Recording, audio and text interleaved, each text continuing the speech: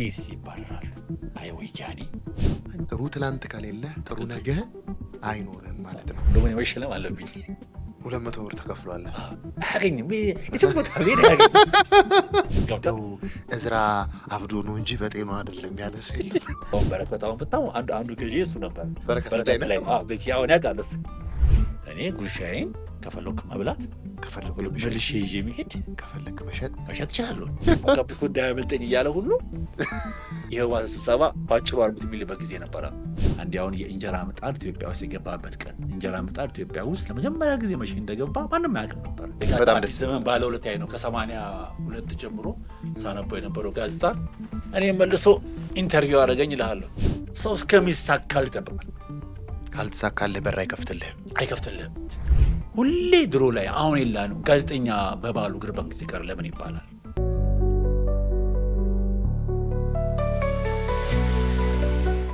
ሰላም ተመልካቾቻችን እንደምን ከርማችኋል? ይህ ጋዜጣ ፕላስ ፖድካስት ነው።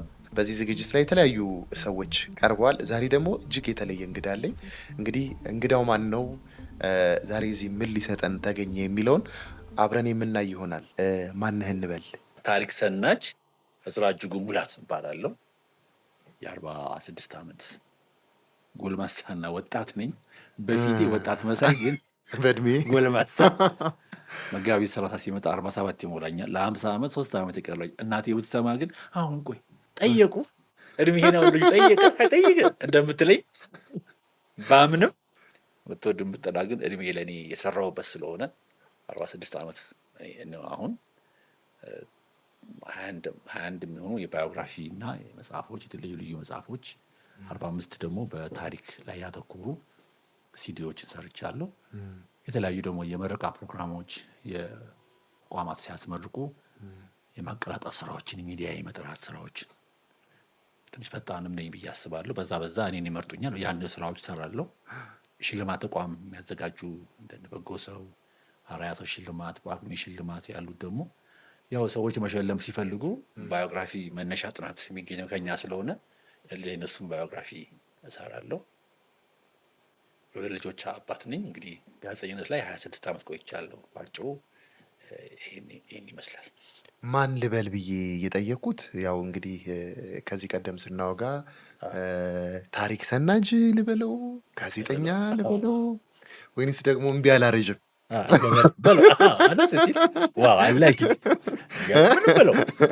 እና የትኛውን ልበለው? ያው እኔ እንግዲህ የሚያውቁህ በደንብ ያውቁሃልና ስም አጠያየቂ ከዚህ የተነሳ ነው። እና እንደው 47 ዓመት ሙሉ እዝራ እጅጉ እንደው ከአንደኛው ዓመት ጀምሮ እንጀምር።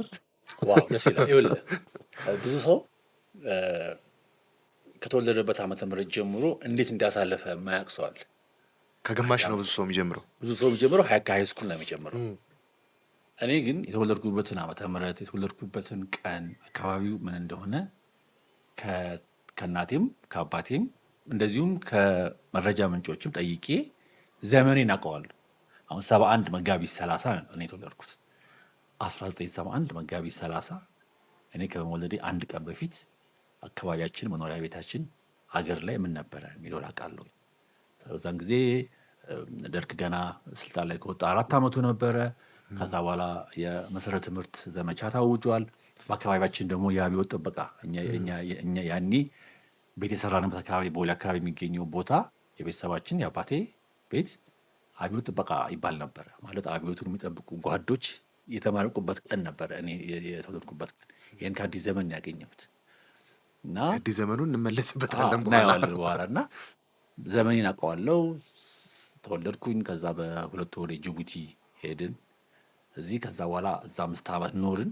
እያንዳንዷን ዓመተ ምህረት ከሄጅ የገባሁበትን ዓመተ ምህረት አንዳንድ ጉዳዮች በአእምሮዬ ይታወሱኛል፣ ምን እንደነበረ ሁሉ ማለት ነው። ከዛ በኋላ ያው 78 ላይ ልክ ደርግ 10ኛውን የአብዮቱን በዓል ባከበረ በአንድ ዓመቱ እኔ 1ኛ ክፍል ገባሁ ማለት ነው። በ78 ዓመተ ምህረት ያኔ ማራዶና በእጁ ጎል ያገባበት ጊዜ ትዝ ይለኛል። ቴሌቪዥን ላይ እናይ ነበር 86 በፈረንጆች አስታውሳለሁ። ሰው ሁሉ የማራዶናን ምስል እንትን ያደርገበት ጊዜ ነበር 78 በእኛ፣ በፈረንጅ ደግሞ 86 ማለት ነው። 1ኛ ክፍል ገባሁ። ከዛ 3 ዓመት ከ78 እስከ 81 ቦሌ ህብረተሰብ ትምህርት ቤት ገባሁ። እያንዳንዷን ዓመተ ምህረት ብትጠይቀኝ ይሄ ዘመን ለእኔ ምን አይነት ዘመን ነው? ኢቭን ራሱ አሁን የዛሬ 10 ዓመት ስንት ዓመተ ምህረት ነው የሚሆነው? አሁን 2018 ከሆነ 2008 ምንድን ነው በእኔ ላይፍ ላይ ነበር? የት መስሪያ ቤት ነበር? አውቀዋለሁ። እያንዳንዷ ዓመተ ምህረት ለእኔ የእንትን ዓመተ ምህረት ይሄ መጽሐፍ የወጣበት መጽሐፍ በብዛት ያሳተምኩበት ዓመት፣ ዩኒቨርሲቲ የገባሁበት ዓመት፣ የምታገልበት ዓመት፣ ከአለቆች ጋር ትግል የነበረበት ዓመት ምናምን ይሄ እያንዳንዱን ህይወቴን ከዓመተ ምህረት ጋር የተያያዘ ነው እና እድሜ አልባከለችም ብዬ ነው የማስበው እኔ። ለዛ ነው በኩራት 47ቷን ጥንቅቅ አድርገህ እናቶች ሲሰሙ ይሄንን አይ አልሆነህም ተከራክረው በሀያ ቢወለድ 67 ከዛ ሰፈር ላይ 67 ማለት ትባላለህ። ተከራክረህ ግን አታውቅም ከቤተሰብ ጋር ኧረ እድሜ እንዲህ ነው ምናምን። እነሱማ ካልጠየቁ አትናገር ነው። ያው ከፈለ ዝም ስለምል ሰው ቢገምት ነው። ፊቱን አይተው 30 ቤት ይሉታል። የኛ ደግሞ ቢያንስ 20 ብንወልደው እኛ 50 ቤት እንሆናለን ምናምን የሚል ነገር ነው የእነሱ ጨዋታ። ዞሮ ዞሮ ግን እድሜ በመነገር አምናለሁ። ያሬዳ አይ ራሴን አሰብኩትና አሁን የኔን እድሜ ይቆይና አንተን አየሁህና ርቀታችንን አሰብኩትና አካላዊ ሁኔታችንን ደግሞ ሳስበው ልዩነት የለንምና እንደው ያመጋገብ ነው ወይንስ የምንድን ነው? ሰው ሲጠይቀኝ አሁን በረሃ ነው እንዲያው እንግዲህ ጅቡቲ ዝም ብዬ አኗኗር ልል አልችልም። ምክንያቱም ስፖርት ከጀመርኩኝ ገና 3 ዓመቴ ነው። ስፖርት ሰርተህ አታውቅም? ስፖርተኛ አይደለሁም። አማገቤ ነው እንዳል ደግሞ አትክልት ብዙ ጊዜ እበላለሁ። አትክልት ባጭው ተፈጥሮ ነው ምን ቢኮዝ ታናሽቴም 2 ዓመት ከኔ ታንሳለች። እሷም ብዙ አትመስልም የዛን ያህል። ስለዚህ ተፈጥሮ ነው ብል ይቀለኛል። ግን ሌላው ሚስጥር ግን ምንድን ነው? ፓሽኔን ማግኘት የምወደውን መስራት የራሱ አልበሳጭም። በስጨት ስለራሱ ይህን ሁሉ ሰርቼ እላለሁ። ከብስጭት መራቅ በራሱ እድሜ ላይ ትልቅ ለውጥ ነው። በቃ ሳማርር አልኖርም ወይ ደግሞ የሆነ ህይወቴ ላይ በቃ የምበሳጭበት ነገር የለም። ቢኮዝ የሚያስረጃን እኮ ብዙ ጊዜ አንዳንድ ቀጭንም ከሆነ ሽማግሌ የሚመስሉ ሰዎች አሉ። ስታይ ፊት እኮ በዚያ የኔ ልጅ የሚያደርግ ምን ነው ፊቴ እኮ ነው እንጂ እኮ ፌስ ሁኔታ ቤቢ ፌስ የምትለው ፌስ ያ በምንድን ነው የመጣው በምትልበት ጊዜ ተፈጥሮ እንደጠበቀ ሆኖ እኔ ደግሞ ራሴን በራሴ ለማስደሰት እግዚአብሔር በሰጠኝ አቅም፣ ችሎታ፣ እውቀት በሰጠኝ ሰዎች ሁሌ ሀፒ ስለመሆን በራሴ ስራ ደግሞ ደስተኛ ስለሆንኩኝ ደስተኛ ከሆንክ በትዳሬ ደስተኛ ነኝ፣ በልጆቼ ደስተኛ ነኝ። 14 ዓመትና የ8 ዓመት ልጅ አለኝ። ስለዚህ ለምን ብዬ አረጃለሁ? ለምን ፊቴ ይሸበሸባል? ለምን ብዬ በሳጫለሁ? ቢኮዝ ላይፍ ኢዝ ቱ ሾርት። አስብ የ500 ምናምን ሰዎችን የህይወት ታሪክ ስሰራ በጣም የሚያሳብድ ሰው አለ። በኋላ እንደርስበታለን። ይህ ሁሉ ሰው ዝም ብሎ የወጣ እንዳይመስልም ከመንግስት ኃላፊ እስከ ሪፖርተር፣ ጋዜጠኛ ድረስ በግል ስለሆነ ማድረጋቸው በቃ የፐርሰናል ነገራቸው ለማውጣት ምናምን ስትሞክር ያለው ትግል አለ እሱ ላይ ያስረጃል ራሱ። እኔ ግን ያስደስተኛል። ቅድም እንዳልኩ ነው ላይፍ ስታይሌን እኔ ወስኘዋለሁ። መኪና አልነዳም ካልኩ አልነዳም ነው። በሰዓት ደርሳለሁ ካልኩ እደርሳለሁ ነው። ቃሌን ጠብቄ እልክልሃለሁ ካልኩ ከአንተ ጋር ስናወራ እመጣለሁ አይደል ያልኩ፣ ቃሌን ጠብቃለሁ። የህይወት መርሆቼ እኔን ምን አድርገውኛል? ላይፍ ስታይልህ ነው የሚያስረጅ። ቢዚ አላረጉህም፣ አይምሮህን አላጨናነቁትም። በቃ እንደሚሰሩ አምነህ ነው። የሚገርምህ እኔ የሚደንቅ ነገር ብዙ ቦታ ውስጥ ራሴን አላስገባም። የማይመለከተኝም ይህንንም አውቃለሁ፣ ይህንን ላይ ጥሩልኝ፣ የጋዜጠኝነት እድገት ላይ የሚሆን ነገር ላቅዱ፣ እዚህም ጋር ሁሉ ቦታ ላይ አልገባም። በጣም የሆነች አቅሜን አውቃታለሁ፣ ችሎታዬን አውቃታለሁ። በተሰማራሁበት ነገር ላይ ብቻ ነው የማወራ ሁሌ። ያ በሆኑ እኔ ምን አደረገኝ? በቂ እረፍት እንዳገኝ አደረገኝ። እኔ አሁን በተለይ ከፋና ከወጣሁ 4 ዓመት በስመ አብ እንደኔ የተኛ ሰው የለም። ሰዎችን ነው አሳይን እያደረኩኝ ይሄን ስራ ሲመጣ የመጽሐፍ ስራ ሲመጣ ለምን ብቻ ይሰራዋል? ኤዲቲንጉን፣ ኢንተርቪውን፣ ቅርጽ ማስያዙ ለከለሉ የስራ እኔ ማኔጅ ላድርግ ሁሉ ቦታ አልበጣጠስም።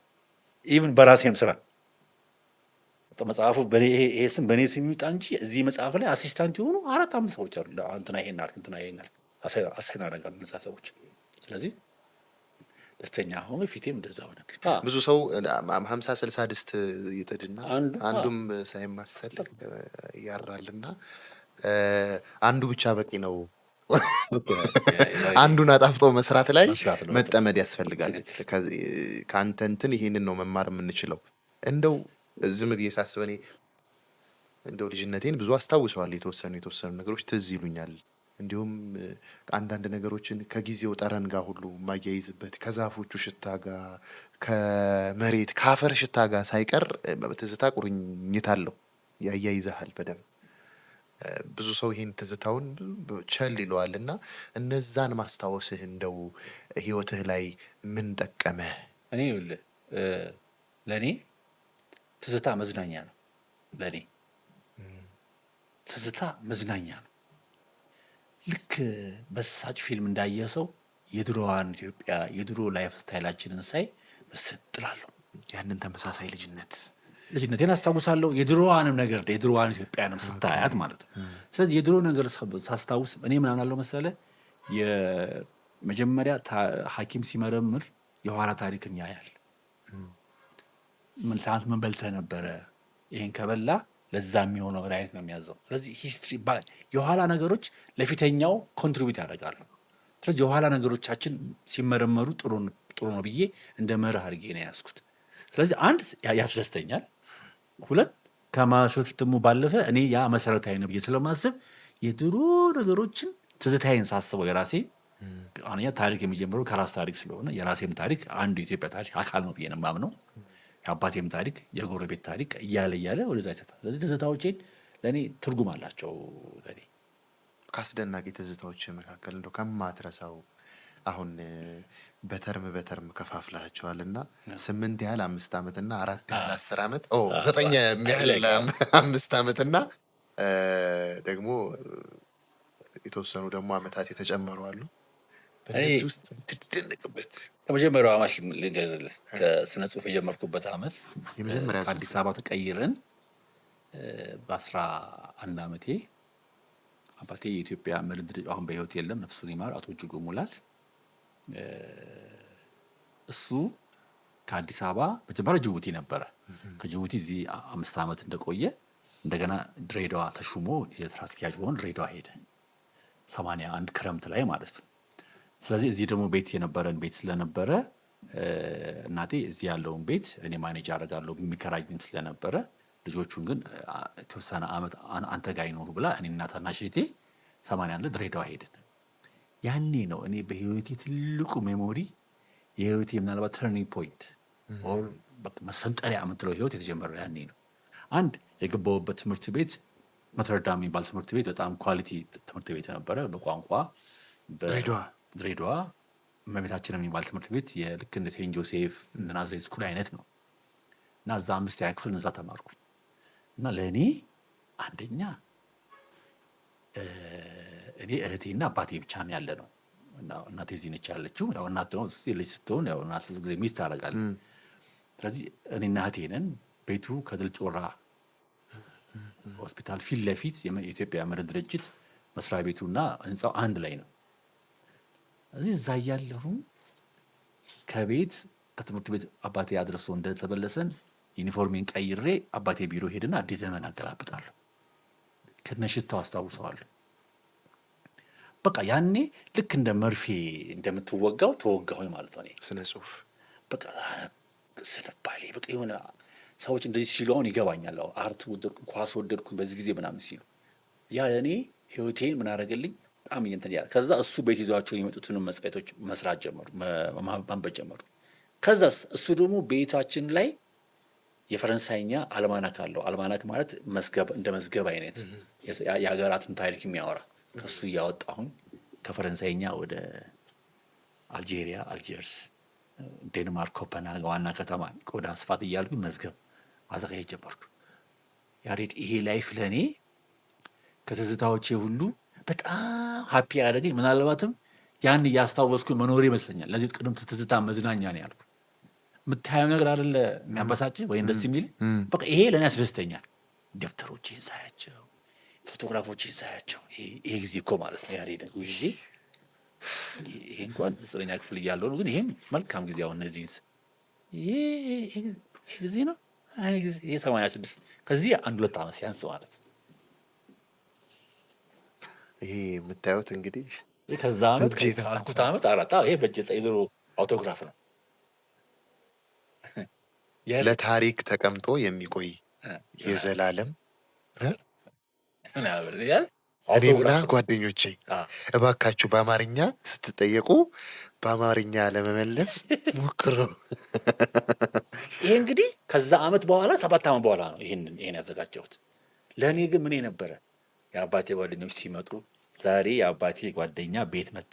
ልክ አሁን ፕላታ መርሲ የያዘውን ቂርቆስ ኢትዮጵያን ታሪክ ሲጽፉ ዴይሊ ሀፕን ያደረጉ ነገሮችን ቤተ መንግስት ከላይ መጣ፣ ዛሬ የሉላ አልጋ ወራሽ ተወለዱ እያሉ እንደሚጽፉት በቃ ዝም ብዬ መዝጋቢ ሆኜ የቀረው ማለት ነው። ፎቶችን ከየት አገኘኸው? ስንለያይ እኮ ነው። ይሄ በነገራችን ላይ በደንብ ለአብራራውና ወደ መሀል ልግባና እችኛዋን ቆም ላድርጋትና በአንዴ እስከ 7 ዓመት ሊሄድልን። ይሄ 82 ሃይስኩል ጨርሼ ድሬዳዋ ገብቼ ቦሌ ሆምስ ገብቼ 12ኛ ክፍል ስንጨርስ ስንለያይ የጓደኞቼ አውቶግራፍ መቼት ምን ትወዳለህ፣ የምትወደው ትምህርት፣ የምትወደው የወንድ ስም ምናምን ያለ የምንሞላበት ጊዜ ነበር። ምን አልኳቸው? ሁሉንም 88ታችሁም ስሙኝ፣ ከ25 ዓመት በኋላ ይሄን ነገር አስነበባቸዋለሁ። ዛሬ ዝም ብለን ሊመስል ይችላል። በትክክል ያመንክበት ጻፍ። ኢት ዊል ሃፕን። በህይወታችን ውስጥ የምንወስናት ነገር መሆን የምፈልገው ነገር ጻፈው። ሁሉም ጻፉ። ራምሴ ጻፈ፣ ናይግዚ ጻፈ፣ ፈሪድ ሁሉ አብረው ደግሞ አሁን ደግሞ አምባሳደር ነቢዩ ተድላ ታወቀ ሆነ። እሱም የኔ ባሽ ናቸው እና እሱም አሁን ታየዋለህ ጽፈዋል። ሁሉም ጻፉ። ልክ እንዳልኩት 25 ዓመት ሲሞላ አሳየዋቸው። አሁን ለእኔ ይሄ አያስደስትም? ከምንም በላይ ማንም ያልሰጠኝ እግዚአብሔር የሰጠኝ ፈጣሪ የሰጠኝ ክህሎት ነው። ታሪክን መሰነድ እና ለጥቅም መዋል ክፍተት ነው የኛ የኋላችንን ስለማናይ አይደል? ምን ነበር ፎቶ ማየት አትፈልግም። የድሮ ደብተሮችን ትተህ ወደፊትህን ብቻ ነው የምታየው።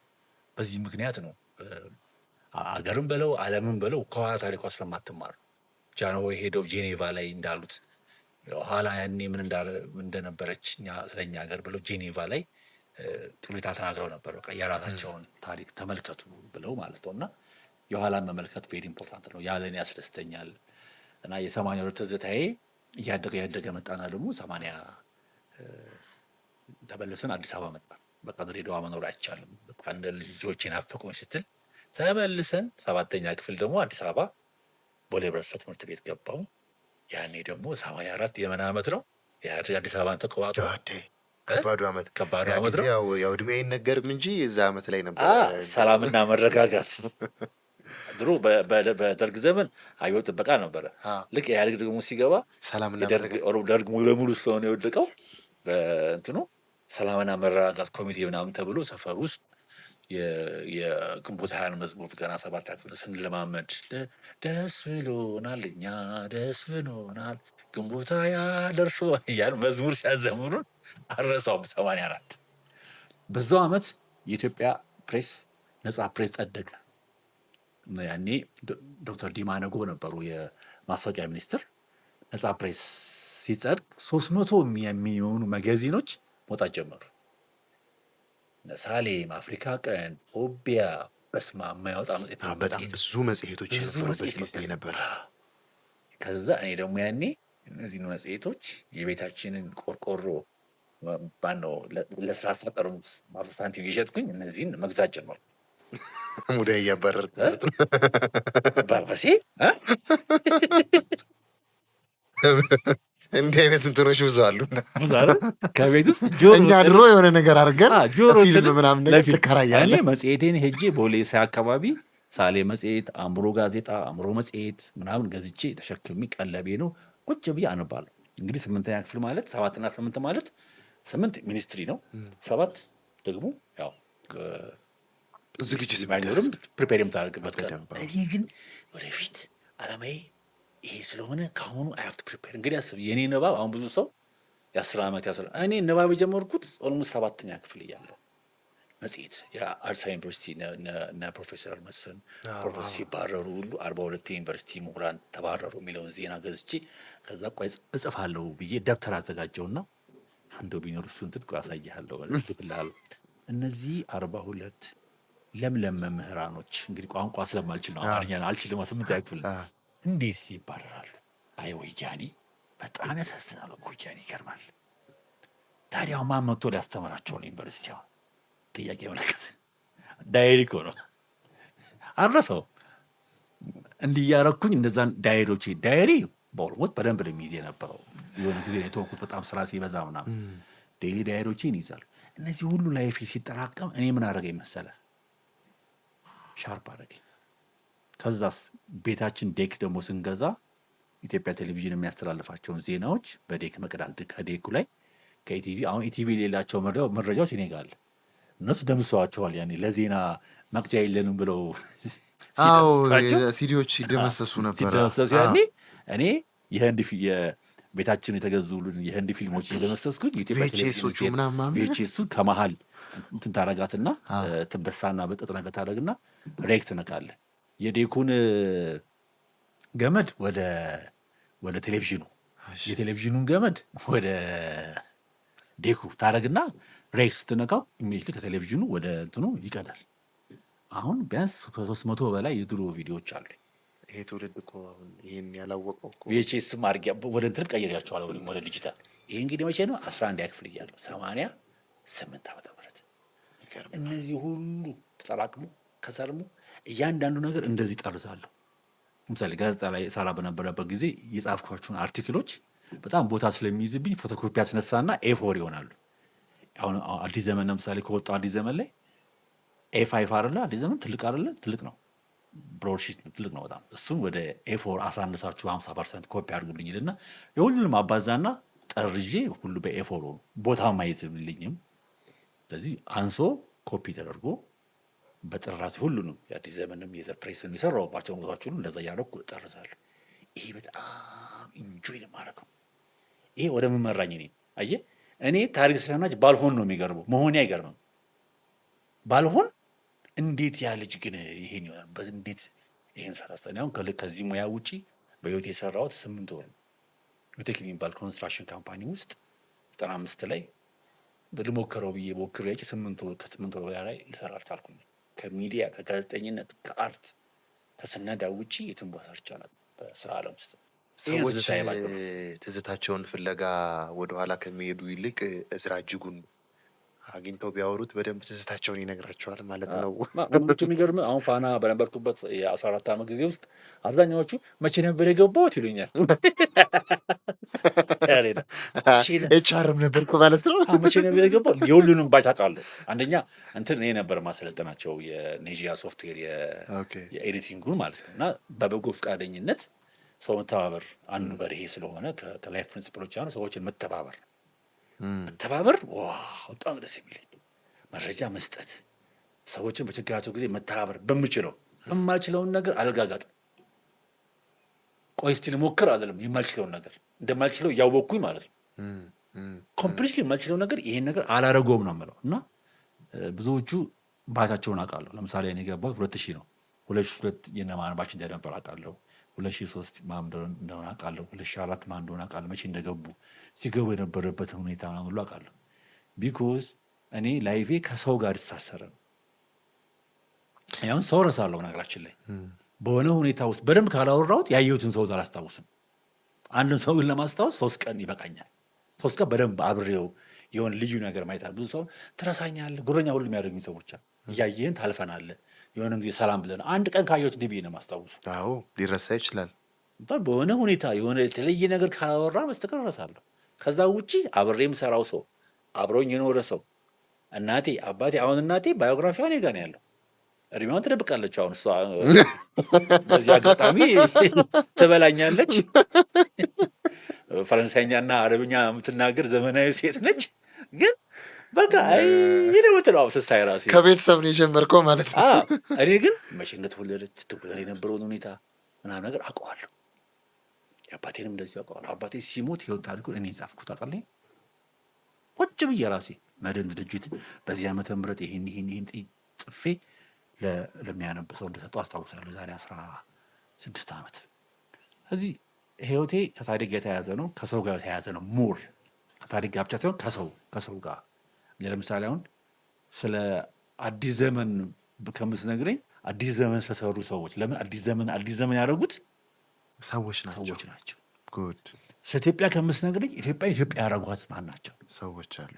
7 ዓመት ጊዜ ውስጥ ኢትዮጵያ ውስጥ በዚህ ዶክተር አብይ ከመጣ በኋላ ኢትዮጵያን ሳይሆን ማያት ማን ነው ለዚህ ደረጃ ኢትዮጵያን ያበቃት? ከመሪው ጀምሮ ከስር ያሉ ሰዎች እነሱን ነው ማስታወስ። የሰው ታሪክ ነው አገር ማለት እንጂ ክስተትን ብሎ አድዋ ብትል አድዋን ያመጡት የሆኑ ሰዎች ናቸው። እዚህ የሰው ታሪክ ደግሞ እኛ ሀገር ሁሌ ይታዋል። በንጉሱ ዘመን ንጉሱ አይነሱ፣ በደርግ ዘመን ደርግ አይነሱ። አሁንም አገሪቱ ላይ ለመጡ ቼንጆች ማት እኮ የሚነሱ ሰዎች፣ ጠንካራ ሰዎች፣ እነዛን ሰዎች ሊነሱ ክስተቱን ብቻ ማንሳትና ሁኔታውን ብቻ ማንሳት ነው የምንፈልገው። ያ ደግሞ ምንን አመጣ መሰለ ሰው ክሬዲት ስለማያገኝበት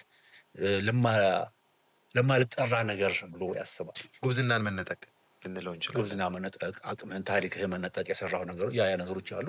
ያ እንዳይሆን እያረኩኝ ነው። ምክንያቱም በመጽሐፍ 21 ሰው በሁለት መዝገቦች ደግሞ በዌብሳይት ያን የሚያክል ሰው ስሰንድ ቁጭቱም ስላለኝ ነው። እኔ ምን አይነት ሰው መሰልኩ? እልህ አለብኝ ለምፈልገው ነገር። ብዙ ሰው ምን ይለኛል? እዝራ ማንኛውም የፈለገውን ነገር ያደርገዋል። የፈለግኩት ነገር ይሄ ለሀገር ያስፈልጋል ካልኩኝ ያደርጋል። መዝገብ ኢትዮጵያ ያስፈልጋታል ብዬ እንደ ሀገር ነው ያሰብኩት።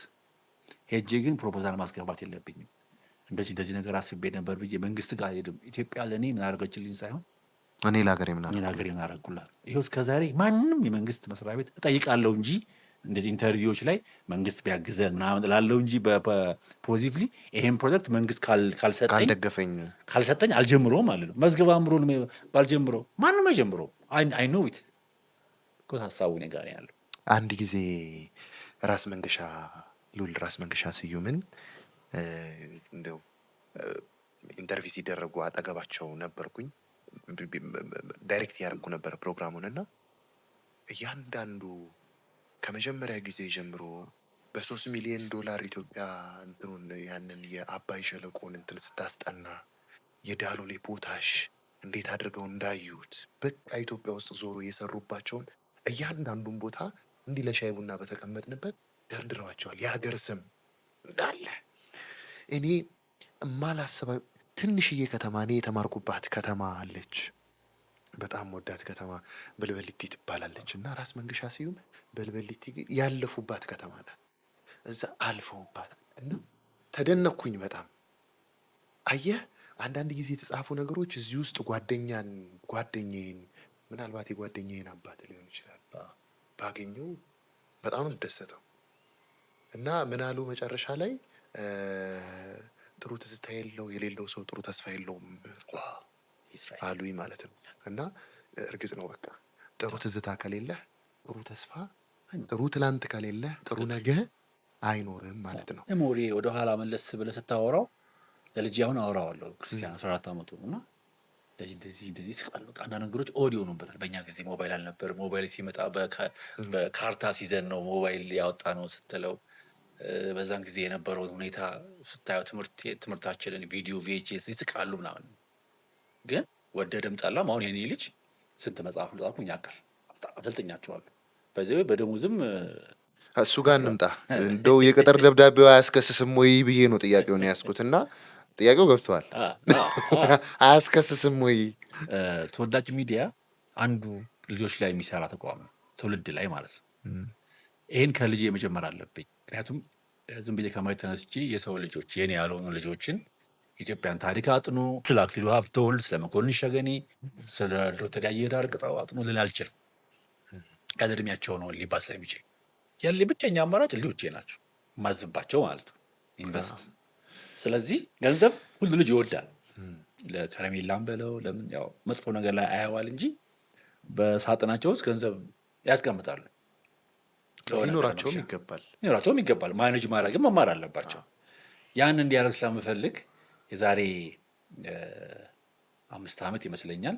የዛሬ 5 ዓመት 9 ዓመቱ 10 ዓመትም አልሞላውም ነበረ። ስራ በጣም ይሰራልኛል።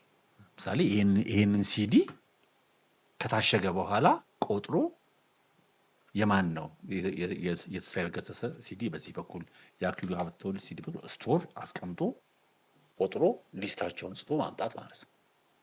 በቃ እችን ነው የሚሰራው እኮ ለዛ እኮ ነው 200 ብር ደግሞ እኔ መሸለም አለብኝ። 200 ብር ተከፍሏል። አያገኝም የትም ቦታ ቤት አያገኝም።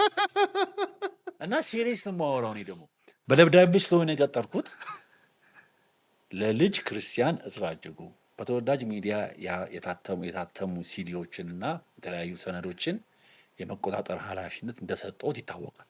አንቱ ብዬ ደሊቨሪ ይህንንም ስራ በታማኝነትና በእንትን እንዲያስቀምጡ በትህትና ጠይቃለሁ ብዬ ፊርማ አድርጌ ዋናውን ወስጃለሁ የሚለው ላይ ራሱ እንዲፈርም አድርጌ ያ ፋይል እሱ ገብቶታል። ግን መቀጠሩ ገብቶታል። በየኢንተርቪዎቹ ሳወራው ገብቶታል። ከዛ በኋላ ስቲል አንዳንድ ብሮቹ አካውንቱ ላይ ይገባለታል። አንዳንድ ብሮች በካሽ ይሰጠዋል። አንዳንድ ደግሞ በአይነት የሆነ ነገር ይገዛልኝ ይላል፣ ይዘራል። ስራ ሲያቆም ኩት ያደርግበታል፣ ይቀጣል። ኦኬ ይቀጣል።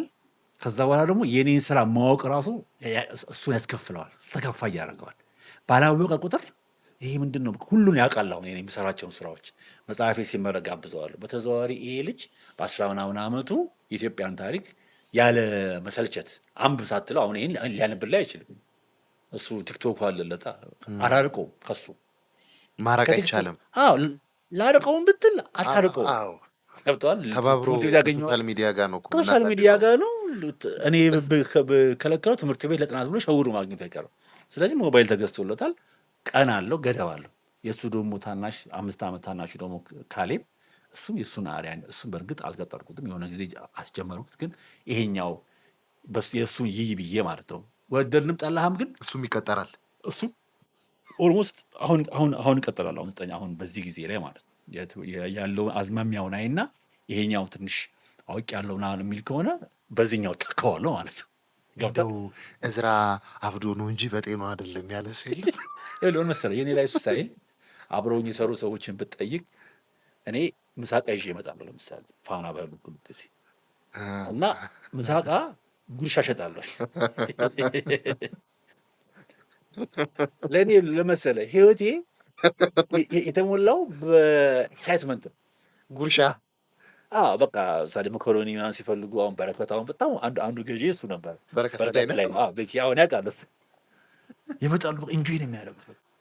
እኔ ወይ ለጥናት ሲሄድ ለምሳሌ አሁን ለሆነ ኢንተርቪው የሆነ ጊዮን ግብዣ ምናምን ካለ እደውልና ምሳዬን በ100 ብር እሸጣለሁ ማለት የቤት ምግብ በ100 ብር ያገኛሉ።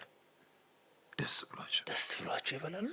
ጉርሻ 100 ብር ብቻ ያደርጋል። ጉርሻ የፈለገ ደግሞ ለብቻ ጎርሶ ያይና አንዴ የቤት ምግብ ነው የሚታማው። የኔ ምግብ ጨው የለው። ይሄን ያውቃሉ ሁሉ። ለጤና ነው። ቤትም ስትሰራ ያው እናቴም ለባለቤቴ መክራት እባክሽ ለጤና ጨው ጥሩ አይደለም፣ ስለዚህ እንደዚህ ብታረጉ ጥሩ ነው አንቺ ስትይ ስላለቻት ጨው የለውም ምንም ቢሆን ግን የቤት ምግብ ጨውን ባይኖረው የቤት ነው። እሱ የቤት ነው።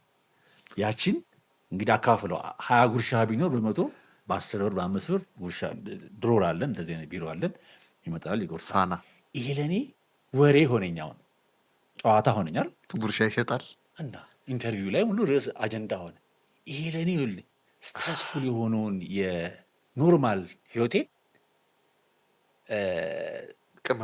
ቅመም ሆነልኝ፣ ማጫወቻ ቅመም ሆነልኝ። በዚህ ምን የሚበጭቅ ሰው የለም እንትን ካልሆነ በስቀር ኮንሰርቫቲቭ እንዴት ነው ቢሮ ውስጥ መስሪያ ቤት ውስጥ አይደለም። ምን አገባህ ዶርማንት ካልሆንክ ለምን ቢለኝ የእሱ ጉዳይ ነው። እኔ ጉርሻዬን ከፈለኩ መብላት፣ ከፈለኩ መልሼ ይዤ መሄድ፣ ከፈለክ መሸጥ እችላለሁ። ሙሉ መሸጥ፣ በከፊል መሸጥ እችላለሁ።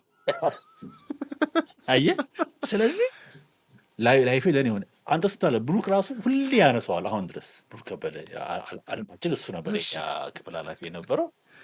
አንተ ጉርሻ የሸጥክ ሰው ክብር ብሎ በቃ እሱ ደግሞ ሌላ ጨዋታ የሚያቅሰው ነው። በጣም ጨዋታ አዋቂ ነው። እሱም ያወራል። ዛሬ ድረስ ከሁሉም ከወዳጅ ነኝ። እኔ አሁን አንድ ኢኔሚ የለኝም። በጣም ይገርመኝ እንዴት ኢኔሚ የለኝም ብዬ ሳስብ፣ ለምን የሆነ ትንሽ እንኳን ጎዳ ያደረገኝ ብዬ የማስበውን ሰው እንዲጠቅመኝ ያደርገዋለሁ የሆነ ወቅት ላይ። ከዛ ታረቃለሁ፣ ሰላም ፈጥራለሁ። ጠላት ቅነሳ ላይ ጎበዝ ነው። ጠላት ቅነሳ ኢኔሚዎች ይቀንሳሉ። ምክንያቱም እያንዳንዱ ሰው ይጠቅመኛል። ያ ጎዳኝ የምለው ሰው በዛ ወቅት አርግ ተብሎ ሊሆን ይችላል። ቀጣ ከተባለ አለቃ ተቀጣል፣ በቃ ይቀጣል። መመሪያ የመስሪያ ቤቱን መመሪያ ካልተመራው አዎ ደንብ እኔ ስለሆንኩኝ ቆይ ደግሉን እኔ እንደውም ይሉኝታ ያላቸው ሰዎችን አልወድም። ከቀጣ ተቀጣለሁ። እኔ አሁን ብሩ ሁሉ አስመልሼ አውቃለሁኝ። ስራ ሰጣቸውና ልጆች ቀብድ ይወስዳሉ። የሆነ መጽሐፍ ለምሳሌ ካዘገዩብኝ ብሩን ተመላሽ አድርጎ ነው የምለው።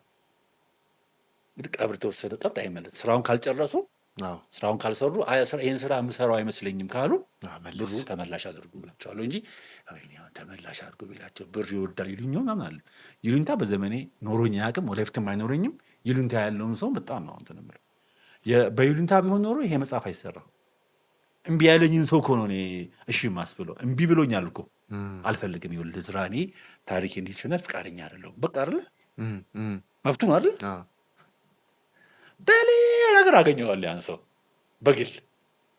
ከዛ በቃ ብልህ እሱ ምን እንደሆነ ሳያውቅ እሺ ብሎኛል ኦልሬዲ። ከዛ መጽሐፉን ገዝቶ እሺ ማለቱን ሳያውቅ ማለት ነው። እሺ ማለቱን አያውቅም ግን እሺ ብሏል። እሺ ብሎ እኔ ግን ምን ነብቶኝ ነው ይላል። ምን አስነክተኝ ነው? ስለዚህ ቴክኒካሊ ኮሚኒኬቲቭ ነኝ። ሰዎች ኮሚኒኬት አደርጋለሁ።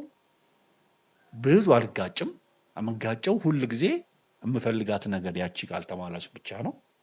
ከዛ ውጪ ሰዎችን በጣም እታገሳለሁ። የሰዎችን አቅም ምን ችሎታ አለው፣ ባዮግራፊ ላይ ጎበዝ ነው፣ አርትዖት ላይ ጎበዝ ነው፣ ከድምፅ ወደ ጽሁፍ መቀየር ላይ ጎበዝ ነው። ኦኬ ማንን ደግሞ ባናገረው ጥሩ የሆነ ራፍ ሰው እፈልጋለሁ። ለስራ ሊድ አረጋቸው የሆነ ስራ ጀምርና አንዱን ሰው መድባለሁና ያን ኃላፊ አድርገውና እሱ እንዲመራቸው አድርጌ ከዛ ስራውን አገናኘዋለሁ። ከዛ በትክክል ይመጣል ማለት ነው። አቀናጃለሁ። ከንትና ጋር አብረው የማይሄዱ ሰዎችን አላረግም። እንግዲህ እኔ ቋሚ ቅጥሮች የሉኝም፣ ግን ከ30 እና ከ40 በላይ ፍሪላንሰሮች አሉ። ሲመጣ ፕሮጀክት የመጽሐፍ ፕሮጀክት ወደድክም ጠላም ይገናኛሉ። መናበባቸው አይቀርም ወይ በመድረክ መምራት ምናምን። ስለዚህ ያ ሁሉ ስላለ ላይፍ እንደዚህ ትመራለች እችላለሁ። የጉርሻው ተመችቶኛል። የቅጥሩ ጉዳይ በጣም ሰዎች በደንብ እንዲማሩበት። አንዳንድ ነገሮች ቀልድ ይመስላሉ። በእርግጥም ተመልካቾችም ይሄንን በደንብ እንዲያስተውሉት የምፈልገው አንዳንድ ቀልድ ናቸው ብለን በህይወታችን የተውናቸው ነገሮች ምናልባት የሆነ ጊዜ ዋጋ ያስከፈሉን ነገሮች ናቸው። አንዳንድ ቁም ነገሮች፣ አንዳንድ የህይወት ትልቅ ክስተቶች በቀልድ ተጀምረው ለቁም ነገር የሚበቁ የትልልቅ ፕሮጀክቶች ጅማሬ፣ የትልልቅ ሀሳቦች ጅማሬ ምናልባት እንደ ቀልድ ጀምሬው ነው እዚህ ደረጃ የደረስኩት የሚሉ ሰዎች አሉ።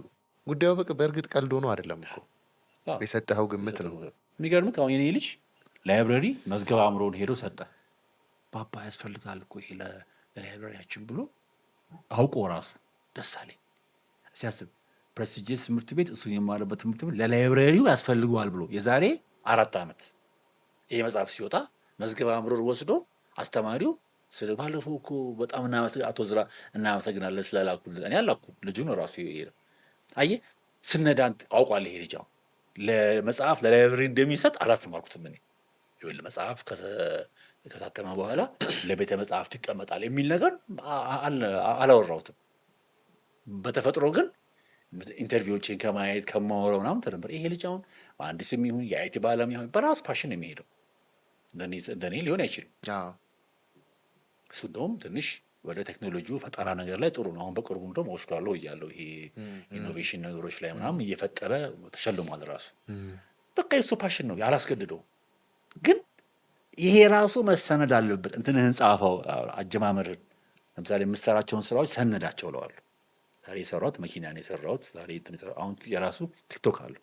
ክርስቲያን ዝራ በጣም ጎበዝ ነው፣ አድናቂው ነኝ። ባይዘዊ የመጀመሪያው አለቃ ቱሃንድረድ አሁን ግን ዘና ብር እያገኘ ነው። ዲዛይን ምናምን እየሰራ 14 ዓመት ልጅ ጎበዝ ነው። ይህንን ኢንተርቪው ሲያይ ይበረታታል ብዬ አስባለሁ። እና ላይፍ እንደዚህ ነው ያሬዳዬ። እንግዲህ እንደው ጋዜጠኝነትን ቀደም ትንሽ ግራ የተጋባሁበት ጥያቄ፣ ጋዜጠኝነት ታሪክ ሰናች፣ ጋዜጠኝነት ታሪክ ሰናች፣ ከሁለቱ ለምን ይሄኛው መረጥክ? ይኸውልህ ከአጀማመሬ ልንገርህ። እኔ 82 ጽሁፍ ስራ አደረብኝ። ልክ 10 እንደው ስያሜውንም የመረጥክበት ምክንያት ይሄ ሰናጅ ታሪክ ሰናጅ አለምን መሰለህ እንደዚህ ያልኩት። ይሄን እኮ ቅርብ ጊዜ ነው፣ 5 ዓመት አይሞላኝም። ይሄን ስናል ጋዜጠኛ ነኝ እኮ እኔ። ዋና ሰርቻለሁ፣ አዲስ ልሳን ሰርቻለሁ፣ አዲስ አለማት ሰርቻለሁ፣ ዘፕሬስ ሰርቻለሁ፣ ቁም ነገር ሰርቻለሁ። ተወዳጅን ከመጀመሪያ በፊት ማለት ነው። ዜና ሰርቻለሁ፣ ፕሮግራም ኢንተርቪው አድርጌያለሁ ምናምን። ግን ስጨምቃቸው ስራዎቼን አይተህ ስትሰራ አብዛኛው ይሄ ነው ሂስቶሪካል ነገር ይበዛዋል። ለምሳሌ አምድ የሚይዘው የግለ ታሪክ አምድ ነው። ሁሌ ጋዜጣ ላይ ስትሰራ ነው። ጋዜጣ ለምሳሌ አዲስ አድማስ ሰርቻለሁ ከነቢይ መስራች ሆኜ አሰፋ ጎሴ፣ እኔ ኤፍሬም እንዳለ 92 ሚያዝያ ላይ የአዲስ አድማስ ባልደረባ ሆኜ የአንድችም ጠቅ ወንበር ነበረች ስሰራ እዛ አብዛኛው የምሰራው ሳምንቱን በታሪኩ ውስጥ እምልህ የስነ ጽሁፍ ሰዎች የውጭ ባዮግራፊ አልፎ አልፎ ደግሞ ኢቬንት ሲኖር እንትና መጽሐፍ አስመረቀ ከመጽሐፍና ከታሪክ ጋር የተያያዙ ይበዙበታል። ከዛ ደግሞ እንደገና ከዛ ወጥቼ ደግሞ እንደገና ዘፕሬስም ስገባ ተመሳሳይ ማለት ነው። ይሄ ማለት ስራዬ ስለሆነ ዜና አልሰራ ማለት አይደለም። ዜና ትሰራለህ። ዜና መስራት እችላለሁ። አሁን ዜና መስራት እችላለሁ። ዶክመንተሪ ስክሪፕት መጻፍ እችላለሁ። ሁሉም ሲጨመቁ ግን የትኛው ነው እኔን የሚያረካኝና የምችልበት ስል ታሪክ መሰነድ። ኢቭን ዜናም እኮ ራሱ ታሪክ አይደለም? በዚህ ታሪክ መሰነድ እኮ ዜናን መሰነድ ራሱ አሁን የድሮ ዜናዎችን ለብቻ ከሰነድኩኝ ታሪክ ሰነድ ነው የሚባለው። አንዴ ብቻ ክሎት ስላለኝ የሴልስ ክሎት አንዳንዴ ይኸውልህ ችሎታው ይኖርህና ፓሽን ያልሆናል አይደል? የለም አንዳንድ ጉዳይ ችሎታው አለ ግን አንተ አትፈልገውም ያንን መስራት። ብዙ ሞራል እኔ አሁን የሴልስ ችሎታ አለኝ፣ ሰው የማሳመን ችሎታ አለኝ። ሄጄ የሆነ ቦታ ላይ 300,000 ብር ስፖንሰር አድርጉን ይሄንን መጽሐፍ ብሎ የማለት ቻንስ አለኝ። ልክ ከቅጥር ስራ አውጥቼ ለመጀመሪያ ጊዜ የዛሬ 22 ዓመት ተወዳጅ ሚዲያን ስጀምር በነፃ የምትሰራጭ ጋዜጣ ጀመርኩኝ። ተወዳጅ የምትል ሙሉ ማስታወቂያ ነች። በትንሹ ከ15,000 ብር በላይ በወር አገኘት ነበር። በዛን ጊዜ የዛሬ 22 ዓመት 15,000 ብር በወር ትርፍ ማግኘት ማለት በጣም ከደሞዝ ውጭ በቃ ኔት 15,000 ብር። ራሴ ነኝ ሴልስ፣ ራሴ ነኝ ዲዛይን። ምሳሌ ልጅ አለች በዚህ አጋጣሚ ሀኒ ትባላለች። ሀኒ ኮምፒውተር ፒያሳ እሷ ጋር ሄደን አሁን የፈረሰው የአድዋ ፊት ለፊት ያለው እሷ ጋር እናሰራለን። ማስታወቂያ፣ ደንበል፣ ፍሬንድሽፕ፣ ከሊፋ ህንፃ እየዞርኩኝ በ100 ብር በ50 ብር ኢትዮጵያ ውስጥ የነበሩ ጋዜጦች የእኔና አትርፍ ብቻ ነበሩ። እሱም 3 ዓመት ሰራ ፈጋው። ፓሽኔ ስላልሆነ ልቀጥል አልቻልኩኝም። ችሎታዬ ነው እንጂ ያለኝ ፓሽኔ አይደለም። ገንዘብ ግን ያገኘሁበት። በዛን ጊዜ እንግዲህ ወጣትነቱም ሊኖር ይችላል፣ ገንዘብ አለመያዝ ኦር ደግሞ ይዘህ ማውጣት አጠቃቀሙን አለማወቅ ሊሆን ይችላል። ሁለት ደግሞ ያኔ ደግሞ ምርጫ 97ም ሲመጣ ወደ ፖለቲካ እንድቀይራ ተፈልጎ ነበር ጋዜጣዬ። እኔ ደግሞ አልፈልግም። እኔ ከመጀመሪያውኑ የፖለቲካ ጋዜጣ የመስራት የማስታወቂያን ፍላጎት የለኝም። ይሄንንም ላቆመው እችላለሁ ብዬ ያኔ የኢንተርኔት ማርኬቲንግ እንደ ኩዌስትኔት አይነት ቢዝነስ ጎልድ ኩዌስት የሚባል ካምፓኒ ሲመጣ እዛ ገባሁኝ። እዛ ስገባ ደግሞ ሌላ ዳይሜንሽን መጣ። ይሄ የቻይና፣ የህንድ፣ የማሌዥያ የስልጣኔ፣ የሲንጋፖር የስልጣኔ ሚስጥሮች፣ ይሄ የሰው ኢምፓወርመንት ላይ ድሪመር መሆን፣ ቪዥን ማስቀመጥ የሚለው ላይ ትሬኒንጉን ስወስድ እዛ ቢዝነስ ውስጥ ገባሁኝ። እቃዎችን መሸጥ ነው።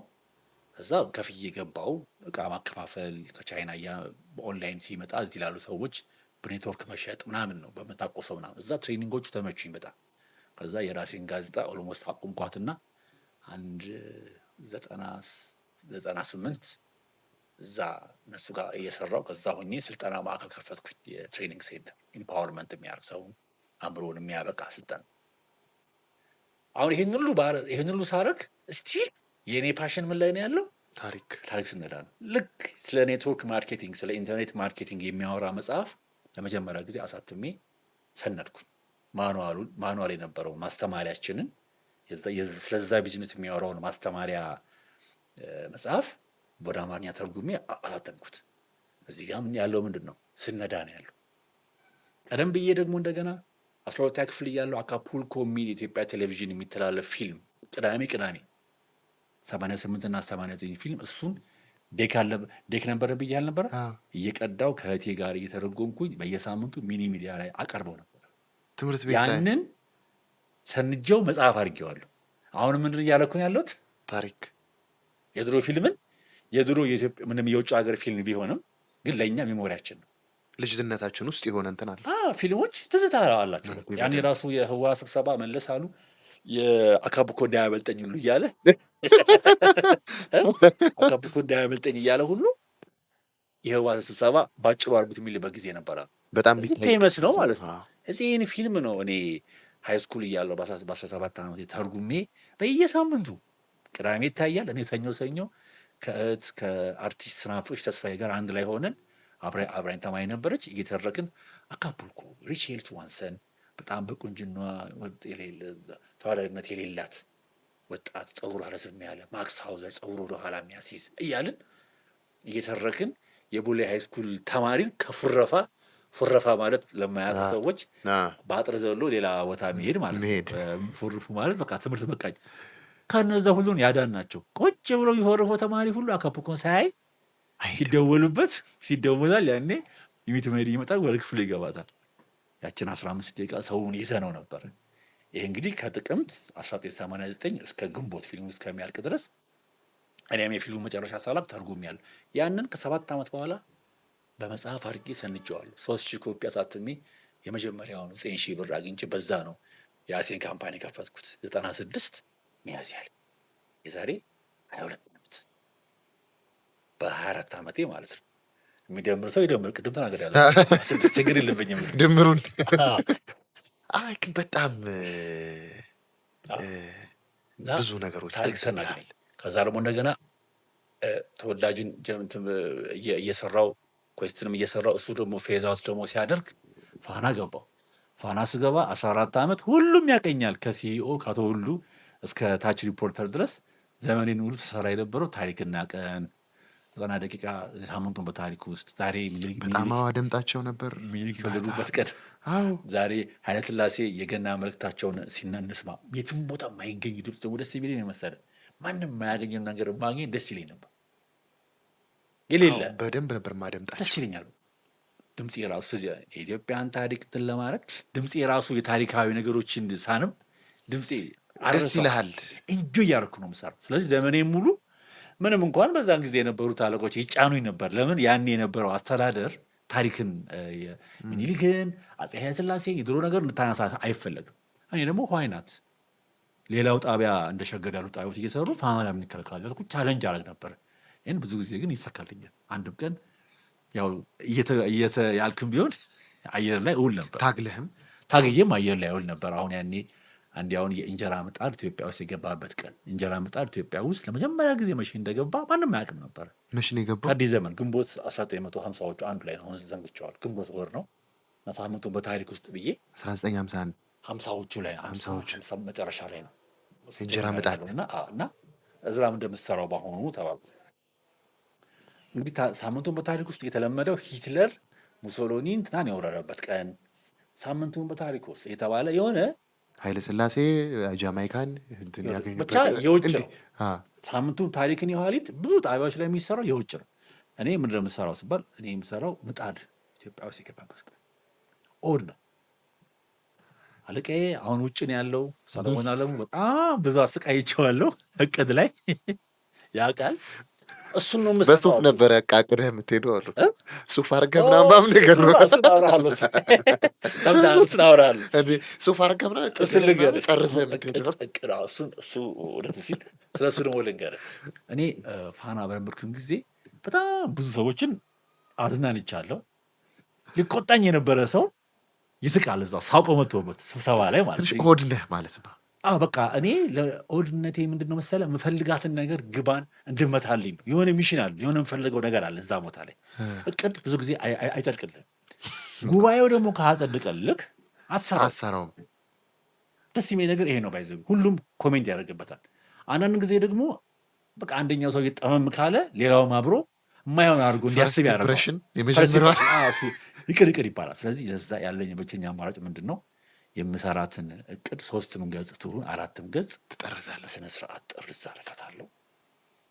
መግቢያ ምንም ካያስፈልገው ሰው በእጁ የሚጽፋለ በዚህ በእጁ የሚጽፋለ ምናምን እኔ ጽፌ ሱፌን አድርጌ እዛን ቀን 10 ከሆንን በፎቶኮፒ አባዛውና እሺ ቀጣዩ እቅድ ማን ነው ሲባል የሳምንታዊ ወርሃዊ የቴሌቪዥን እቅድ አቀደ ማን ነው? እዝራ አጥቷል። ከዛ እሺ እዝራ ጀምር ሲባል ከመጀመሪያ በፊት ብድግ እላለሁ። ያው ሙዚቃው እዛው ነው። ይስቃል። የሚያቀኝ ሰው እበትነዋለሁ። 10 ወረቀት የዛሬ እቅዶች እነዚህ ናቸው። ለምን ሰው ጥናታዊ ጽሑፍ ሲያቀርብ እኮ እንዲነበብ ባህር ለሚልክልህ እቅድ ነው። ይሄ የመስሪያ ቤት እቅድ ነው። የቴሌቪዥን ብዙ ሰው የሚያየው እቅድ ነው። ስለዚህ እኔ የማነበው ነገር በትክክል እንዲያዩት ነው፣ ቦታ እንዲሰጡት፣ ጊዜ ቦታ እንዲሰጠው ነው። እኔ ግን ዓላማ ይሄ አይደለም። እኔ ምንም አልኩ ምን የማይረባ እቅድ ከሆነ በከልተንም ባደረገው አያጸድቁትም። አንዳንድ እቅድ ለቤቱ ላይሆንም ሊሆንም ይችላል፣ ብቻ ወደ ይታያል። ግማሹ ይጸድቃል። ለእኔ ግማሽ ብዙ ነው የማቅረው። የሚሆነው የማይሆነውንም የሚዳብርም አለ። አንዳንድ እቅድ ይሄኛው እንደዚህ አድርገው የሚሉት አለ። ብቻ ብዙ አቅድና እሰጣለሁ። አጀንዳ ሆንኩ ማለት ነው። በአለባበስህ መጀመሪያ ወይ ደግሞ በሁኔታ ቀልባቸውን ትገዛዋለህ ማለት ነው።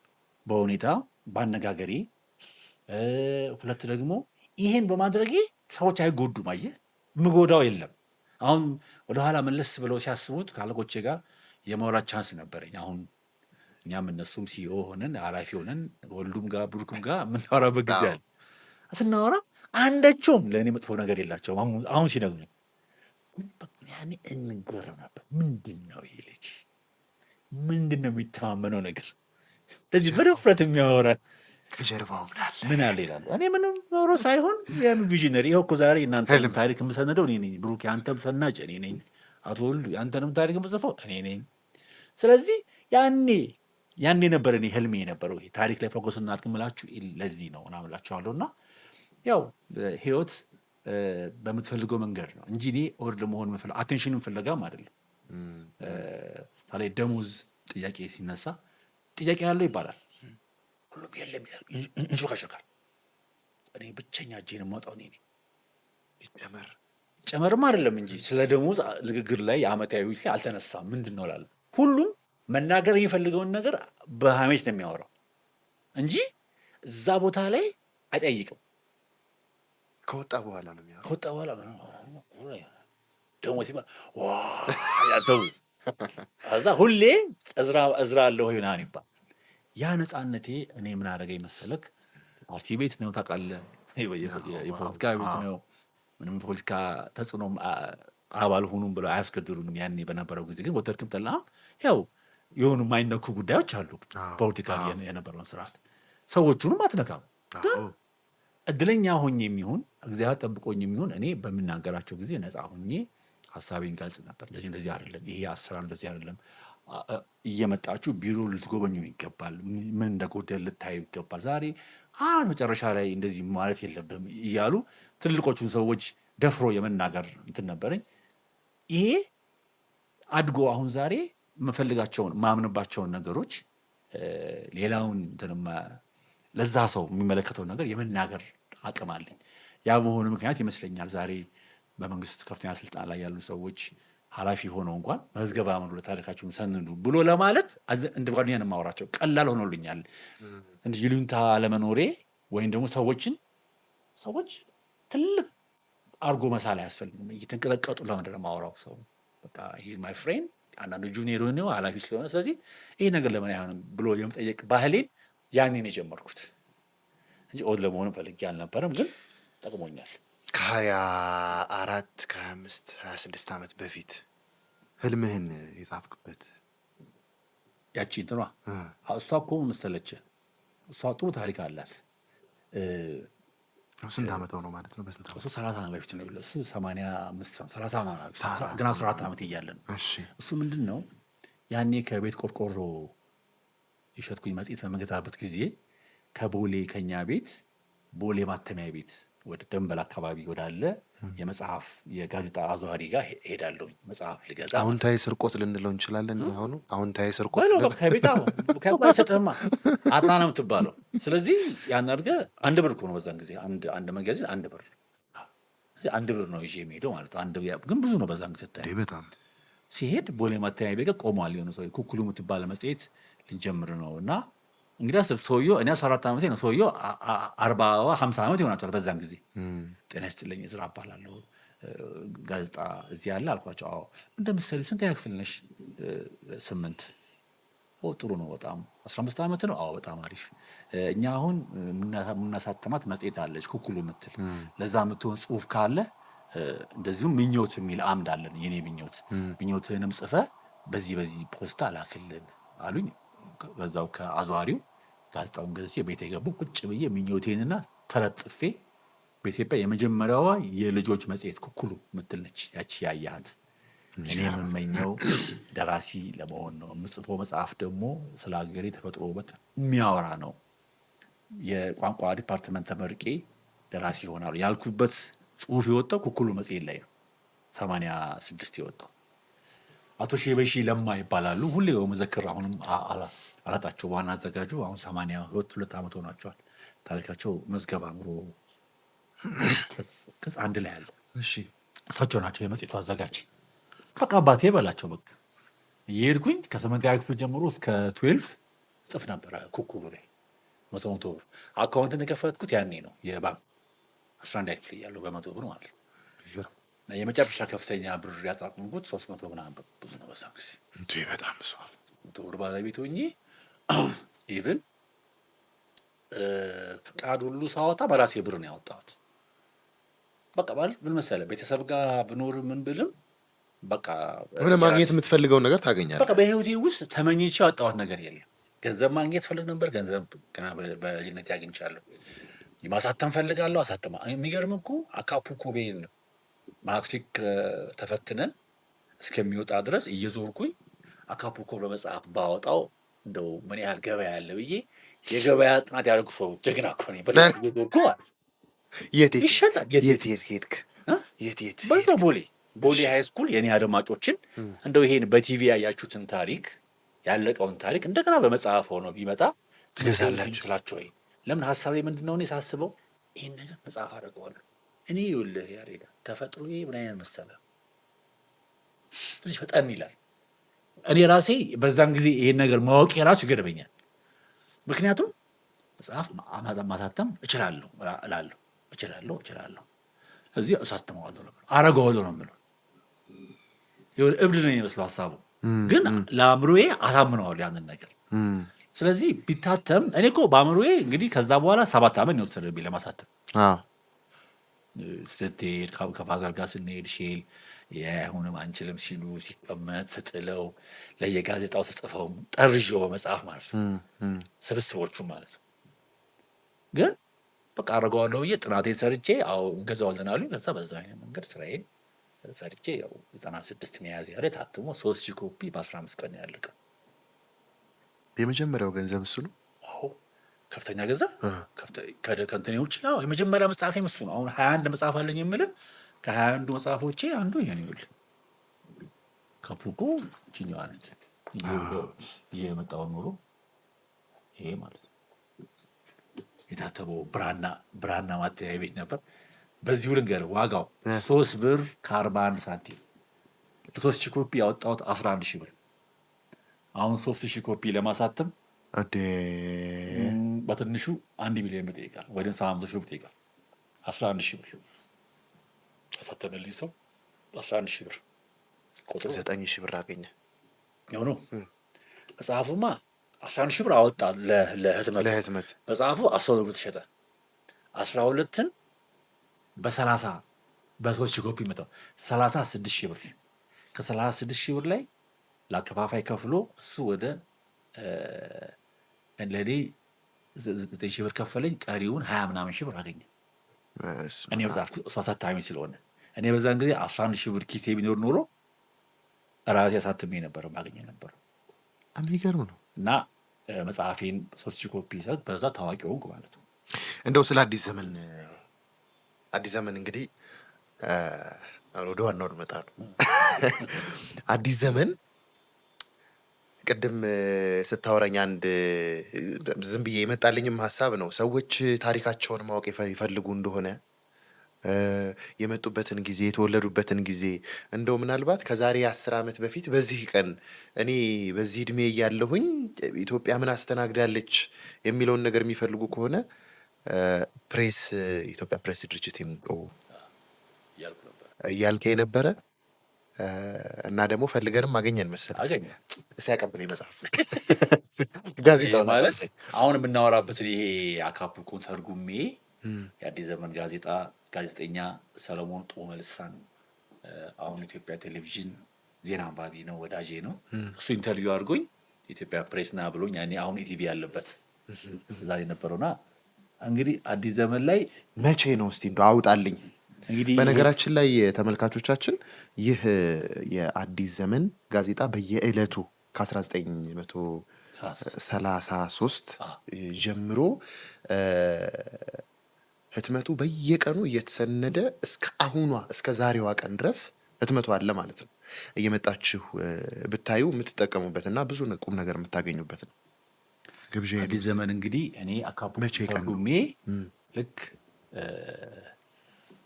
ዩኒቨርሲቲ የገባሁበት አመት ላይ ደወለልኝ ሰለሞን ጡመልሳን።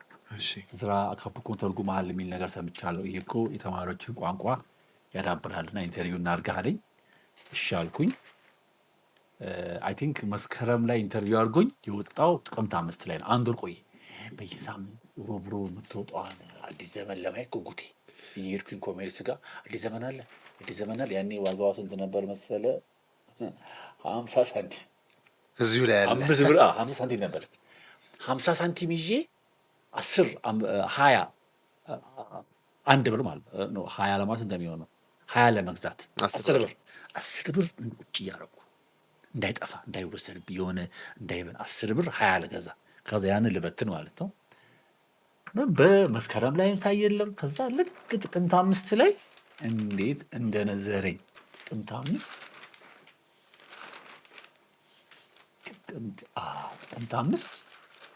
አዲስ ዘመን ጋዜጣ ላይ ቋንቋ የትምህርት መክፈቻ ቁልፍ ነው ይላል እንዴ። እዛ ወዲያው 10 ብር ይዤ የለ 29 አልኩት። 20 ጋዜጣ እንደው እስቲ ስለተጻፈው ጥቂት ነገር ልንገርህ። ይሄ እንግዲህ አሁን ኢትዮጵያ ቴሌቪዥን ድሮ የነበረበት አሁን የአርቲፊሻል ኢንቴሊጀንስ ያለበት ነበረ ፕሬስ ቢሮቸው ያኔ እና እዛ 9ኛ ፎቅ ላይ ሄጄ እስቲ ዝራ እንዴት ነው እንዴት ጀመርክ ከካፑኮ እንዴት ተረጎምክ? ብዙ ጊዜ የእንግሊዝኛ ታውቃለህ ችግር አለ ብዙ ጊዜ ልጆች እና እኔ ደግሞ 2 ዓመት የተማርኩበት ትምህርት ቤት ኖትረዳም በደንብ አድርጎ የቋንቋ ችግሬን ፈቶልኛል። ቤት ደግሞ ቢቢሲ እናዳምጥ ስለነበረ እኔም እህቴም ጥሩ ነበር በእንግሊዝኛ መተርጎም ይችል ነበር። 10ኛ ክፍልም እያለሁ የታሪክ መጽሐፎችን የታሪክ ትምህርታችንን ከእንግሊዝኛ ወደ አማርኛ እንተረጉም ነበር እኔና ትዕግስት ኃይሉ። ስለዚህ ባክግራውንድ አለኝ ማለት ነው ቋንቋ። ስለዚህ ቋንቋ የትምህርት መክፈቻ ቁልፍ ነው እና እንዴት ጀመርከው አለኝ። ኢቭን ሲጀምር ራሱ ዛሬ በእንግሊዝኛ ቋንቋ ትምህርት ጉዳይ አንድ እንግዳ አዋይተናል። ተማሪ ዝራ እጅጉ ይባላል። የቦሌ ሃይ ስኩል ተማሪ ነው። ባለፈው አመት 89 በሆነ ነው 12ኛ ክፍል መለቂያ ተፈትኗል ብሎ ተማሪ ዝራ ለ4 ዓመታት በትምህርት ቤቱ ቆይታ ባደረገበት ጊዜ በተለያየ ክበባት ነበረበት ብሎ ስለ እኔ የካፑኮን መተርጎም እንዴት ቋንቋችንን ለማዳ እሱ የትምህርት ዓለም ስለሆነ የጋዜጣው አምድ ቋንቋ የትምህርት መክፈቻ ቁልፍ ነው።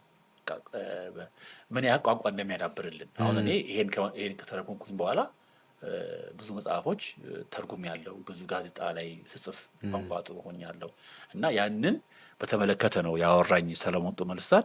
ይሄ መውጣቱ ፊቴ እንደምታየው ልጅ ነው 17 ዓመት ልጅ ነው። 19 መቼ ነበረ? 90 ዓመተ ምህረት 1990 ዓመተ ምህረት ገና 17 ዓመቴ ነው። ኤክስቴንሽን ደግሞ ኦልሞስት ዩኒቨርሲቲ ገብቼ ነበር። ባይዘዌ እኔ የተባልኩት ዩኒቨርሲቲ በኤክስቴንሽን ነው። በዚህ አጋጣሚ ለቀን ያመጣሁት ፖይንት የሚያስገባኝ ኮተቤ ነበረ። አስተማሪ መሆን ስለማልፈልግ ከጓደኛዬ እና ከአርታኢ ከሆነው ከኒያ ጊዜ ህሪ ጋር እኩል ስላመጣት እኔም እሱም በኢትዮጵያ ቋንቋዎችና ስነ ጽሁፍ ክፍል 90 ዓመተ ምህረት ላይ ገባን ወዲያው ማለት ነው በማታው። ስለዚህ ይሄን ቀን እየተማርኩኝ ቀን እንግዲህ ስራዬ ሪፖርተር አማረ ጋር ውላለሁ። እዛ አርማለሁ ጽሁፍ የነ አቶ አብዱ ጽሁፍ ማረም ጽሁፎቹን ከኦሪጂናሉ ጋር ማስተያየት ስራ ነበር በዚህ አመት በ18 ዓመቴ ማለት ነው።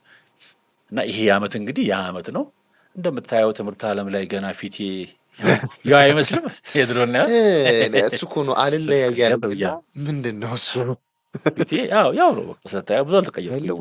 አይለወጥም ፊታኛ እኛ የእንግሊዝ ጋር እድሜ አይፈጅም ፊት እና ይሄ ነው እንግዲህ ታሪክ አዲስ ዘመን ባለ ሁለት ነው። ከ82 ጀምሮ ሳነበው የነበረው ጋዜጣ እኔ መልሶ ኢንተርቪው አደረገኝ እልሃለሁ። ከስንተኛ ክፍል ጀምሮ ነው ስታነብ ነበር? 82 ከድሬዳዋ ጀምሮ ጀምሮ ነበር። እንደዚህ የነሱ እንኳን አይጨረስም ሲመጣ ያነብ ነበር። እንግዲህ አሁን እኔ የ35 ዓመት አንባቢያቸው ነኝ። በነገራችን ላይ የኢትዮጵያ ፕሬስ ድርጅት በደንብ ሊያስብህ ይገባል ማለት ነው። ለእኔም ደግሞ ባለውለታዬም ነው። ምክንያቱም እውነት ነው ለብዙዎቻችን ስፈልግ የሆነ ታሪክ መጽሐፍ ላይ ከምናገኘው እውቀት ባሻገር ክሬዲብል ተአማኒ ነገር ዜና ተአማኒ ነው። የዛሬ ዜና የነገ ታሪክ ነው።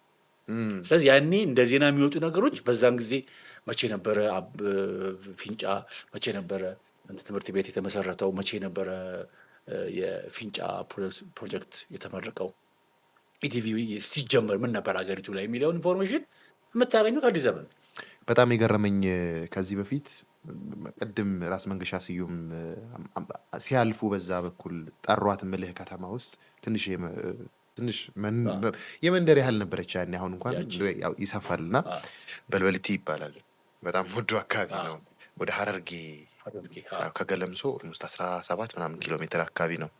እዛ ሆነን በአዲስ ዘመን ጋዜጣ ትምህርት ቤት ውስጥ አለ ኦሮምኛ ቋንቋ የሚጻፈው በአማርኛ ፊደል ነበረ እና የዛን ጊዜ ሚሞሪ ስለነበረ መጥቼ እዚህ ላይው ሞክሬ ነበረ እና በአማርኛ ነበር እያንዳንዱ ነገር የተጻፈው እና በሪሳ ጋዜጣ በአማርኛ የመጀመሪያው እትም አማርኛ ነበረ ቋንቋው እና ይሄ አዲስ ዘመን ለብዙዎቻችን በተለይ ለዚህ እንደው በሚዲያው ላለን ሰዎች በጣም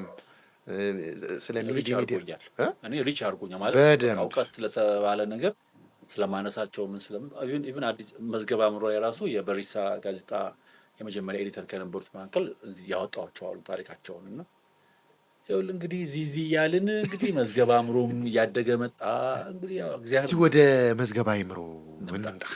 እንደው መዝገበ አእምሮ ሌሎቹ መጽሐፍ ደግሞ በደንብ እናነሳቸዋለን። መዝገበ አእምሮ እኔ ከስያሜው ነው እንደው ስያሜውን መዝገበ አእምሮ እያልኩኝ እንደው ዝም ብዬ እያሰብኩትም ነበር። እንደው ከስያሜው እንነሳና እንዴት ወደ ስያሜው ልትመጣ ቻል? እንዴት ልትጀምረው ቻለች? ምን መሰለህ እኔ መዝገበ አእምሮ የሚለው ሀሳብ የተወለደው 5 ዓመቱ ነው ገና። እነዚህ ሲዲዎች ስሰራ እኔ የድሮ ነገር ላይ ጥብቅ ብዬ ነበር። የድሮ ነገር ላይ የድሮ ነገር ብቻ ላይ ኢትዮጵያ ድሮ ብቻ ነው የነበረችው አሁን የለችም የሚል ፍልስፍና ነበረኝ። which is wrong አሁን ሳስብ አሁንም የሚሰሩ ነገሮች አሉ የሚል አስተሳሰቡ ስገባ ሰውንም የምሰራው በቃ ድሮ ነበረች። በቃ በአክሊሉ ሀብተወልድ ጊዜ ሰው የለም። በነራስ መንገሻ ጊዜ ነበረች ኢትዮጵያ ትልቅ የነበረችው። እንደው ኢትዮጵያ በኃይለ ሥላሴ እንጂ አሁን እንደው ምን ኢትዮጵያ አለች እንዴ እንደሚባለው ይሄንን በስራዬ ነው የምታየው። ብዙ ጊዜ ደግሞ ስራ ፍልስፍናህን ይናገራል። ስራህን አይተህ ማንነትህን ጓደኛህን አይተህ ሰውየውን ትናገራለህ። ስራውንም አይተህ የሰውየውን ፍልስፍና ማወቅ ትችላለህ። ስለዚህ እኔ ትንሽ ድሮ ላይ ትንሽ ስታካርጌ ነው። ይሄ ደግሞ ምክንያት አለው የራሱ ይመስጣል። የድሮ ነገር ኳሊቲዎቹ ምናምኖቹ ግን የአሁን ሰዎችስ ታሪክ የለንም ወይ እኛ ራሱ ጀግና አይደለንም ወይ የሚለውን ሳመጣ 2013 የክቡር አቶ አካለወርቅ ሀብተወልድ ታሪክ ካስመረኩ በኋላ ተፈሪ ዓለሙን ብሔራዊ ቲያትር የምስጋና ፕሮግራም ካዘጋጀውለት በኋላ የዶክተር ጌታቸው ተድላን ዶክመንተሪ ካስመረኩኝ በኋላ ብዙ ነገር ተስፋ አስቆረጠኝ።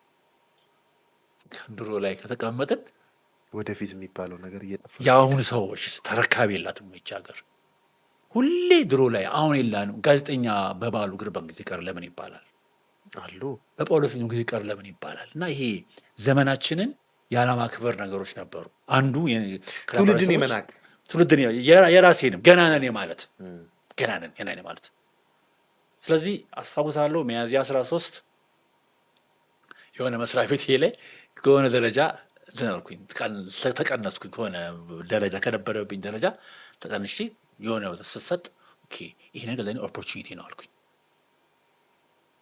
ሚያዝያ 2013 ፋና ላፕቶፔ ላይ ቁጭ ብዬ እኔ አሁን በአንድ ነገር ጀማሪ መሆን አለብኝ።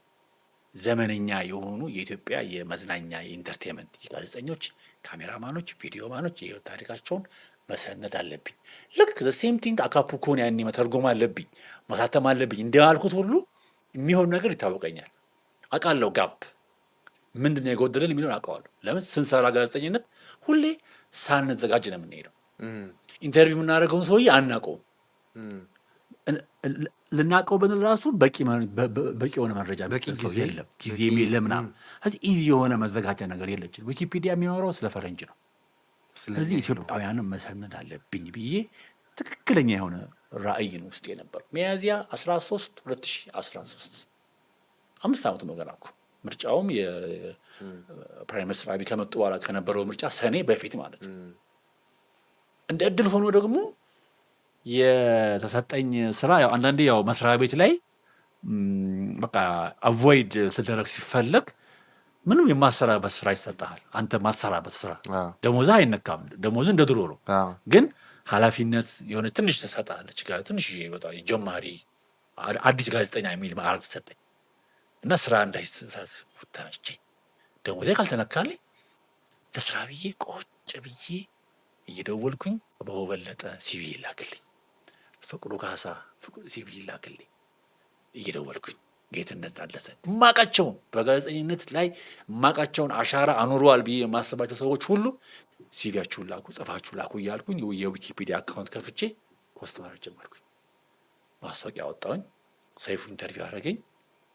በቃ ኢትዮጵያ ውስጥ 1000 ሰዎችን በ7 ወር ጊዜ ውስጥ ለመሰነድ ነበር እቅዴ። ከባድ ነው። ከሚያዝያ እስከ ጥቅምት ማለት ሚያዝያ፣ ግንቦት፣ ሰኔ፣ ሐምሌ፣ ነሐሴ፣ መስከረም፣ ጥቅምት 7ኛው ወር ላይ 1000 ሰው ለመሙላት ነበር እቅዴ። ሀሳቤ ምንድን ነው? ሁሉም እየጻፈ ሚልክልኝ ነበር የመሰለኝ። አንተ የምትጽፍ አልመሰለህ? አይ ኖ ጽፍ ማለቴ መረጃ ሚልኩልኝ ነበር የመሰለኝ ብዙ ሰው። ከዛ አለች አሁንም በጣም ማመሰግናት እስካሁን ድረስ አብራኝ ያለች፣ አሁንም ፋና ነው የምትሰራው፣ አድቫይዘር ነች፣ የዚህ ፕሮጀክት አድቫይዘር። በጣም ምናልባት በዚህ አጋጣሚ ሰው እሷ ምንጊዜም አእምሮ የበራላት ሰው ነች። እሷ አማካሪ ያደረኳት። አየፋና ውስጥ እኔ በምሰራበት ጊዜ ጥሩ ልበ ብርሃን አእምሯቸው የበራ ቀና ሰዎችን የማየት እንትን ነበረኝ። አብረን ምሳ ስበላ በሚያወጡት ሀሳብ ምናምን ከሌን ለዚህ ጊዜ ሆነ በቃ ያንተ የሆነ ያስፈልጋል ሁሉ ጊዜ በደንብ እሷ አድቫይስ ስታደርገኝ ይሄ ነገር አሁን የያዝከው ጁኒየሮችን ነው፣ 90ዎችን ነው የምትሰነደው ታሪክ። ትንሽ ተለቅ ያሉ ሰዎችን በዘመን ከፋፍለው አለች። ሰባዎቹ 90ዎቹ የሉ ከፋፍለች አንድ ትልቁንም ትንሹንም በአንድ ለማድረግ ከባድ ነው። ሰው የሚጓጓው በነገራችን ላይ ትንሽ አለፍ ያለውን ነው እንጂ እዚህ ላይ የሆነ ዳይናሚክስ የሆነ ነገር ከሌለ የመጓጓት ነገሩ እንትን በዘመን ክፈለው። አሁን አይተህ ከሆነ መዝገበ አእምሮ መጀመሪያው በዘመን ነው። ጉድ አይዲያ አልኳት። ከዛ ነው ቦርድ አድርጋለች። እንግዲህ ከእኔ እኮ 12 ዓመት ምናምን ታንሳለች በእድሜ። የብዙ ኤክስፔሪየንስም የላትም፣ ግን አእምሯችንን ለሰው እድል ከሰጠኸው ሀሳቡን ከሰማህለት ከተግባሪ ካለክለት ይሰራል። ሁለት ደግሞ ቅርበት አለን። አየህ ወደ አብረህ ስትሰራ አብረህ ስትኖር ሰውን ታውቀው የለ አይዲያዋ ምርጥ ነው። ከዛ ቦርድ አደረኩኝ፣ አድቫይዝ የሚያደርጉኝ ቦርድ አደረኩና ጋዜጠኝነት ኤክስፔሪየንስ ያላቸውን ሰዎች አድርጌ የእናንተንም ታሪክ ሰነዳለሁ፣ ታሪካችሁን ላኩ አልኩኝ። ከሚያዝያ እስከ ጥቅምት 100 ሰው ሞላ። የእቅዴን 10% አሳካው። 1000 አልሞላም፣ 100 ሰው ሞላልኝ። ብዙ ነው። ጥቅምት ላይ አስታውሳለሁ የአብይ ፍሬምን ታሪክ ስሰራ 100ኛው ሰው ነው። የመስከረም ጌታቸውን ታሪክ ስሰራ እሷ 100ኛዋ ነች። እንግዲህ የቀረኝ 80 ሰው ነው። መዝገበ አእምሮ 80 ሰው ነው ያለው። ይሄን አደርጋለሁ ብዬ አሁን ቦርድ አለኝ፣ ፋይናንስ የለኝም። ምክንያቱም አየህ ገንዘብ የማገኛቸው ገንዘቦች ያው በራሴ የማሳተማቸው ሲዲዎች ነበሩ። ያን የደበበ ሰይፉ፣ የፕሮፌሰር ጃፓን ክርስን፣ የእቴጌ ጣይቱን በሲዲ አሳትም ያለው ኢቬንት ሳዘጋጅ ያው አንዳንዴ ገንዘብ እጥረት ይገጥማል። በቃ መዝገበ አእምሮ አንድ ቀን መታተሙ አይቀርም። እኔ ግን አሰባስባለሁ ያልኩኝ ሁሉም ፌስቡክ ላይ እና ዊኪፒዲያ ላይ ፖስት ይደረጋሉ። ድንገት ጥቅምት ላይ ዊኪፒዲያ ፋይሎችን ካኖት ዲስፕሌይ ብሎ አጠፋቸው። ለምን? 100ዎቹ ነው ጠፉ። ባካፑ አለኝ እኔ ከዛ ሲከፍቱት እነ ነብዩ ዋዬ ጓደኞቼ ነጠበቡ ምናምን ሲከፍቱት የለም። ሲፈልጉት ካንኖት ዲስፕሌይ ምናምን ይላል። ለካ በዛን ጊዜ ትዊተርም ላይ የሚጽፉ ከጦርነቱ ብቻ የሆነ ነገር የሰዎች እንትን ይጠፋ ነበር። የዊኪፒዲያ ደግሞ ፎርማት ታውቀው ከሆነ ማንም እንደፈለገ እየገባ ኤዲት ያደርጋል ምናምን ብጭ ነው ይጠፋል። ብጭ ሰው ደግሞ ደስ ያለው ዊኪፒዲያ ላይ መውጣቱ ነው። እነዛ 100 ሰዎች ዊኪፒዲያ ላይ እኮ ስፈልግ እገኛለሁ ቢኮዝ ዊኪፒዲያ ኢዝ አን ኢንተርናሽናሊ የታወቀ ነው ብሎ ስለሚያስቡ ያ ዲስከሬጅ አደረገኝ።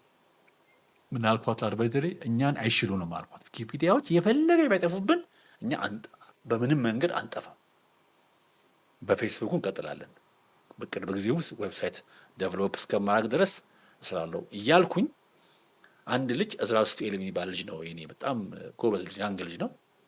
አዲስ ዘመንን የእናንተን መጽሐፍ አዲስ ዘመንን ፎቶኮፒ አድርጎ ጠርዞ በሀርድ ከቨር እንደዚህ ያመጣልኝ እና ስጦታ ለአንተ ነው ብሎ አለኝ። ልክ ሳየው እንደዚህ መዝገበ አእምሮ የሚል ሀሳቡ ስሙ ሳይሆን ሀሳቡ መጣ። ለምን እነዚህን ስራዎች እኔ እኮ የመጽሐፍ ሀሳብ እኮ አልነበረኝም በነገራችን ላይ ኦንላይን እኮ ነው ሀሳቤ ነበረው እኔ መጀመሪያ። ለምን አላደረጉም እነዚህ ጠርዞ ሀሳቡ መጣል። አሪፍ ምርጥ አይዲያ እንደዚህ እንዳለኝ ሀርድ ከቨር ሲሆን አሪፍ ነው ዋጋው ብዬ አሰብኩ። ኢሚዲየትሊ ይህን ሳስብ ያው ወዳጄ የታምራት ኃይሉ የቁም ነገር መጽሔት አትደባልቃቸው አርቲስቶቹን ትወና ላይ የሚሰሩትን ከምታረግ የመጀመሪያ ጋዜጠኞቹን ብቻ ስራ መጀመሪያው ዘርፍ የሚዲያ ዘርፍ ብለህ ስራ አለኝ። ይሻልን ከዛ ስም ምን በለው ስም እዛ የሆኑ ቋንቋ ምሁር አሉ። እሳቸው ጋር ሄድን ቤታቸው ከቤርሳቤ ጌቴ ጋር ማለት ነው። እሷ ታውቃቸዋለች እና እሳቸው በዛው እንትኑን ለማየት ዶክተር ማን መሰሉ ይኸውልህ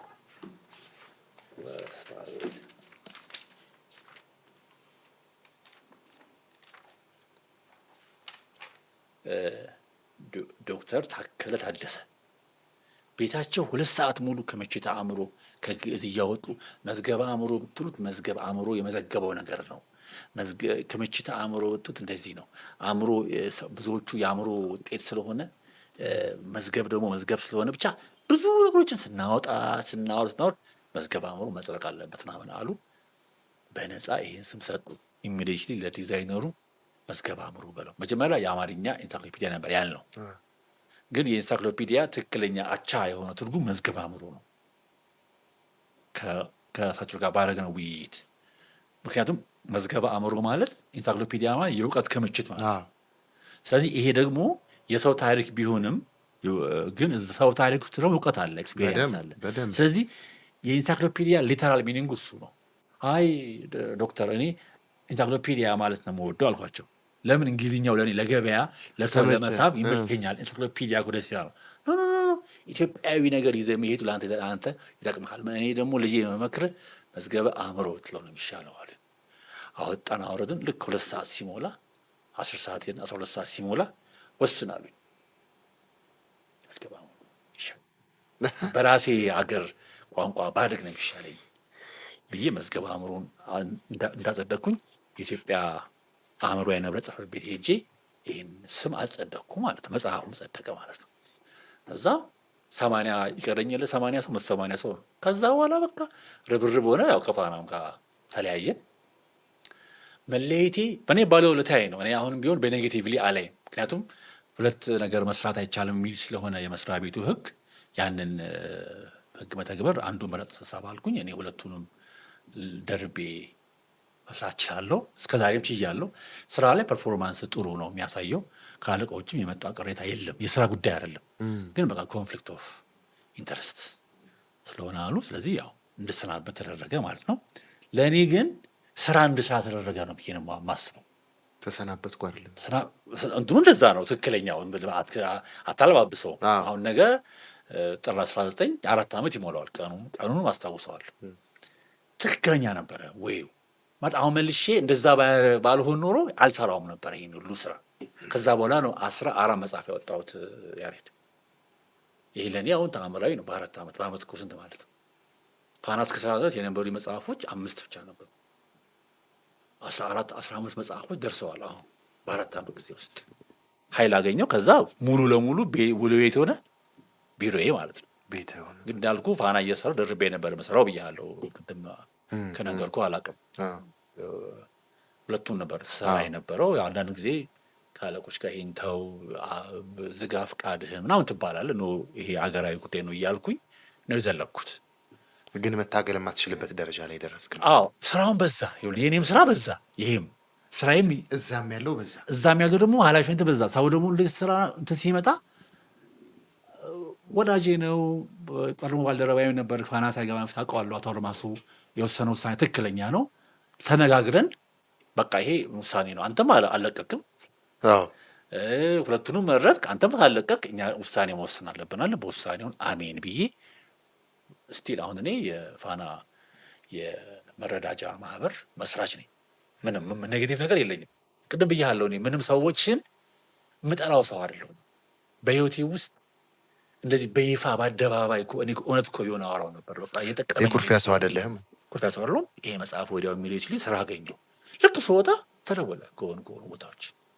መጀመሪያ የበሉት ከበጎ ሰው ሽልማት የነ ዲያቆን ዳንኤል ክብረት እንትን የመዝገበ አእምሮ ስራልን ቀጣይ የምናወጣው ነው የበጎ ሰው ሽልማት የእጩዎችን ታሪክ ስራልን እና ጨረታ ስለወጣ አንተ ተጫረስ ስራልን ተባልኩኝ።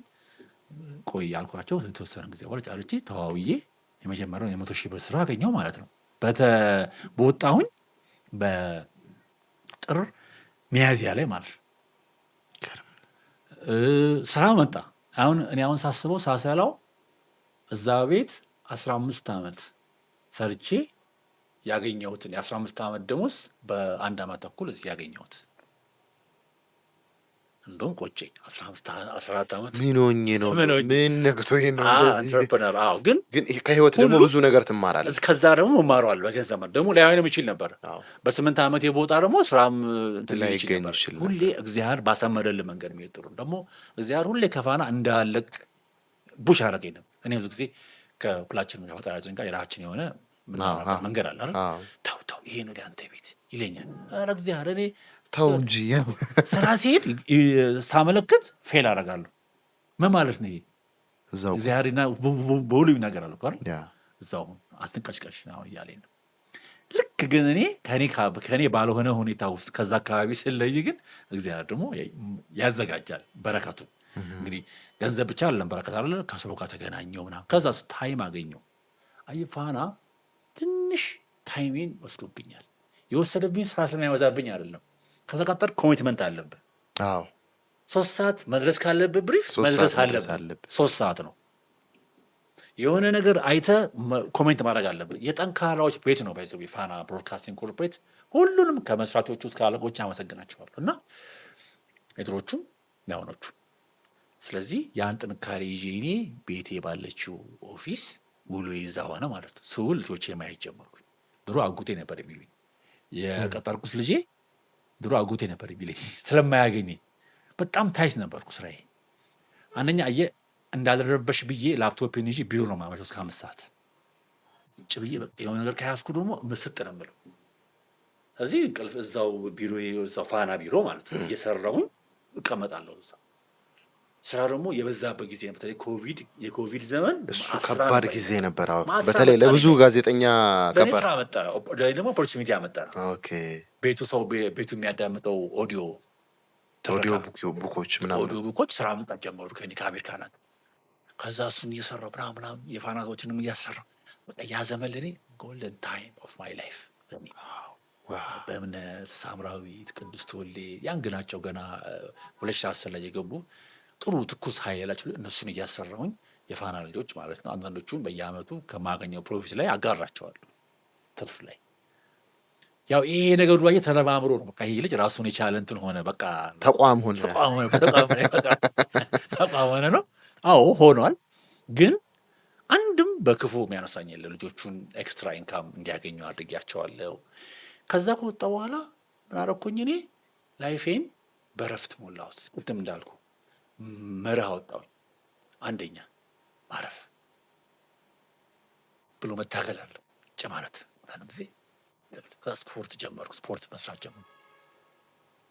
ስፖርት ስትገባ ደግሞ ወደ ሰዋናት እረፍት፣ አእምሮ ማሳረፍ፣ ሁሉ ነገር ብክን ያለ ህይወት ከሩቲኑ መውጣት ጀመርኩ።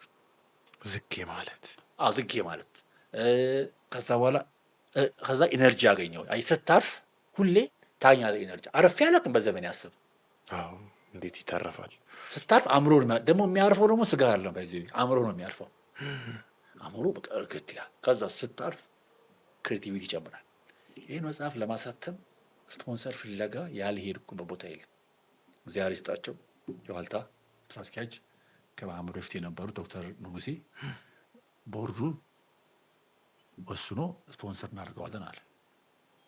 ኢቢኤስም ስፖንሰር እናደርገዋለን አለ። ሪፖርተርም እናደርገዋለን አለ። በእነሱ ስፖንሰርሺፕነት ይሄን የመሰለ በጠንካራ ሽፋን የወጣ መጽሐፍ 700 ቅጂ መጽሐፍ አሳተምኩኝ። በዛን ጊዜ 800 ምናምን ሺህ ብር ብዙ ብር ነው። የዛሬ 4 ዓመት ያን ገንዘብ አወጣሁኝ። መጽሐፉ እንዳለ ተሸጠ። ስፖንሰሮችም ከፈሉኝ። ስለዚህ ከዚህ መጽሐፍ ትርፍ አገኘው ማለት ነው። ማንም የማያተርፍበትን እንትን መጽሐፍ አገኘ። ሳተርፍ እዚህ ላይ ያልወጡ ሰዎች እንዴት ያኔ ደወልኩ ብሎክ አደረጋችሁኝ። ደወልኩ እንደዚህ እንደሚሆን አናቅም ነበር፣ እኔም አላቅም ነበር። አብረን እኮ ነው የምናየው። ሰው እስከሚሳካል ይጠብቃል። ካልተሳካልህ በር አይከፍትልህም። ከስኬት በፊት ሁሉ ነገር ከባድ ነው። አብሮ የተጓዙ ሰዎች እስክንድር መርሃ ጽድቅ በነጻ ሰራልኝ። አርትዖቱን ዘሪኑ አሰፋ በጣም ርካሽ በሚባል ብር የለኝማ በዛን ጊዜ የገንዘብ የለም። አሁን ይሄን ዲዛይን ለመስራት ዝም ብለህ ዲዛይኑን በጣም የሚገርም ዲዛይን እኮ ነው። በጣም የሚያምር ዲዛይን። ዘሪሁን በጣም የተመሰገነ ልጅ ነው። ኦልሞስት ፍሪ ነው የሰራልኝ ማለት ትችላለህ። በክፍያ ማለት ነው የሰራልኝ። አብረን የምናድገው ብሎ የኔ መጽሐፎች ዲዛይነር ነው እሱ። ከዛ እያደገ መጣ። መጽሐፉ አለቀ። ከዛስ በኋላ ይሄ ስራ ማስራ መጣ። ይሄን ያዩ መጽሐፍ አጽብ ይሄን እነዚህ መጡ። እነዚህ መጽሐፍ ደግሞ ጻፈልን ለብቻ ማለት ጀመረ። ከዛስ በኋላ በቃ እኔ በህይወቴ ዘሞስት ሰክሰስፉል ነኝ ከተባለ ከዛ በኋላ ገራሚ ሰዎች ጋር ማግኘት ጀመርኩኝ። የመጽሐፍ ስራ ሙሉ ለሙሉ ሲዲ ቆመ። በነገራችን ላይ ቆመ፣ እንትኑ የፋብሪካው ቆመ። ስለዚህ ኮፒ እያደረኩኝ በቴሌግራም መሸጥ ጀመርኩ። ውጭ ሀገር ያሉ ሰዎች እያሰባሰብኩኝ $200 በምናምን ዶላር አንድ እያልኩ በቴሌግራም የላኩላቸው ጀመርኩኝ መሸጥ። እሱን አቁሜ ሙሉ ለሙሉ ወደ ምን ገባሁኝ? ወደ ኢቨንት ኦርጋናይዚንግ እና ወደ መዝገበ አእምሮና የመጽሐፍ ተያያዥ ስራዎች ውስጥ ጀመርኩኝ። እሱ ምን አረገልኝ መሰለ? ፋና ቀድሜ ተዋውቂያቸው የነበሩት ልበ ብርሃን አእምሯቸው የበራ ቀና ሰዎች ስራ የሚችሉ ይኸውልህ፣ እነዚህ ሁሉ ካላሟላለ ስራ መቻል ብቻውን በቂ አይደለም። ቀና መሆን አለበት። ሰዎች ጋር ያለ ነገር ጥሩ ሊሆን ይገባል። ያ ሰው በቃ እየቻልኩ በጸባያቸውንም በቃ ምንም ክፉ የለም እዛ ውስጥ፣ ግን በቃ እንደሚያመች ማታ መደወል የሌለበት ጋር ደውል እያደረኩኝ እነዚህ ልጆች ያስኳቸው የሚሰሩት ልጆች እና ስራ አካፍል ጀመር። ኤንድ ብቻዬን አይደለም የምሰራው። በቃ ምሳሌ 180 ለ180 ሰው ላካፍል እችላለሁ። በአንድ ቀን ለ180 ሰዎች አንዳንድ ገጽ ጻፉ ብላቸው የ180 ሰዎች ታሪክ በአንድ ቀን ያልቃል እኮ አይደል? በጣም ጠዋት 2 ሰዓት ጀምሮ እስከ ሌሊቱ አንግታችሁ አንዳንድ ገጽ ሳሰሩ ብላቸው ለ180 ሰዎች ብልክ የ180 ታሪክ በአንድ ቀን ያልቃል። ሊቨርጅ ማለት ይሄ ነው። ስለዚህ የት ቦታ ማን ይሰራል? ከፋናም ውጭ ያሉ የማውቃቸውን ሰዎች መለመልኩኝ። ከዛ ስራ ሲመጣ ብቻዬን አልሰራም። የሚወጣው በእኔ ነው። ኃላፊነቱን መወስደው እኔ ነኝ። ፋይናል የማየው እኔ ነኝ። ግን የሩቲኑን ስራውን እኔ እንዳልሰራ አረኩት። ራሴ ጽፋለሁ፣ ግን የኔ ሚና አነስተኛ ማኔጅ ማድረግ ብቻ የሆነ መጽሐፎች ማውጣት ጀመርን። ይህን ሁሉ ስናደርግ እኔ ለሀገር ጋፕ ሞልቻለሁ። መዝገበ አእምሮ የመጀመሪያው ከወጣ በኋላ 2ኛ 3 ዓመት የወሰደበት ይሄኛው ለመውጣት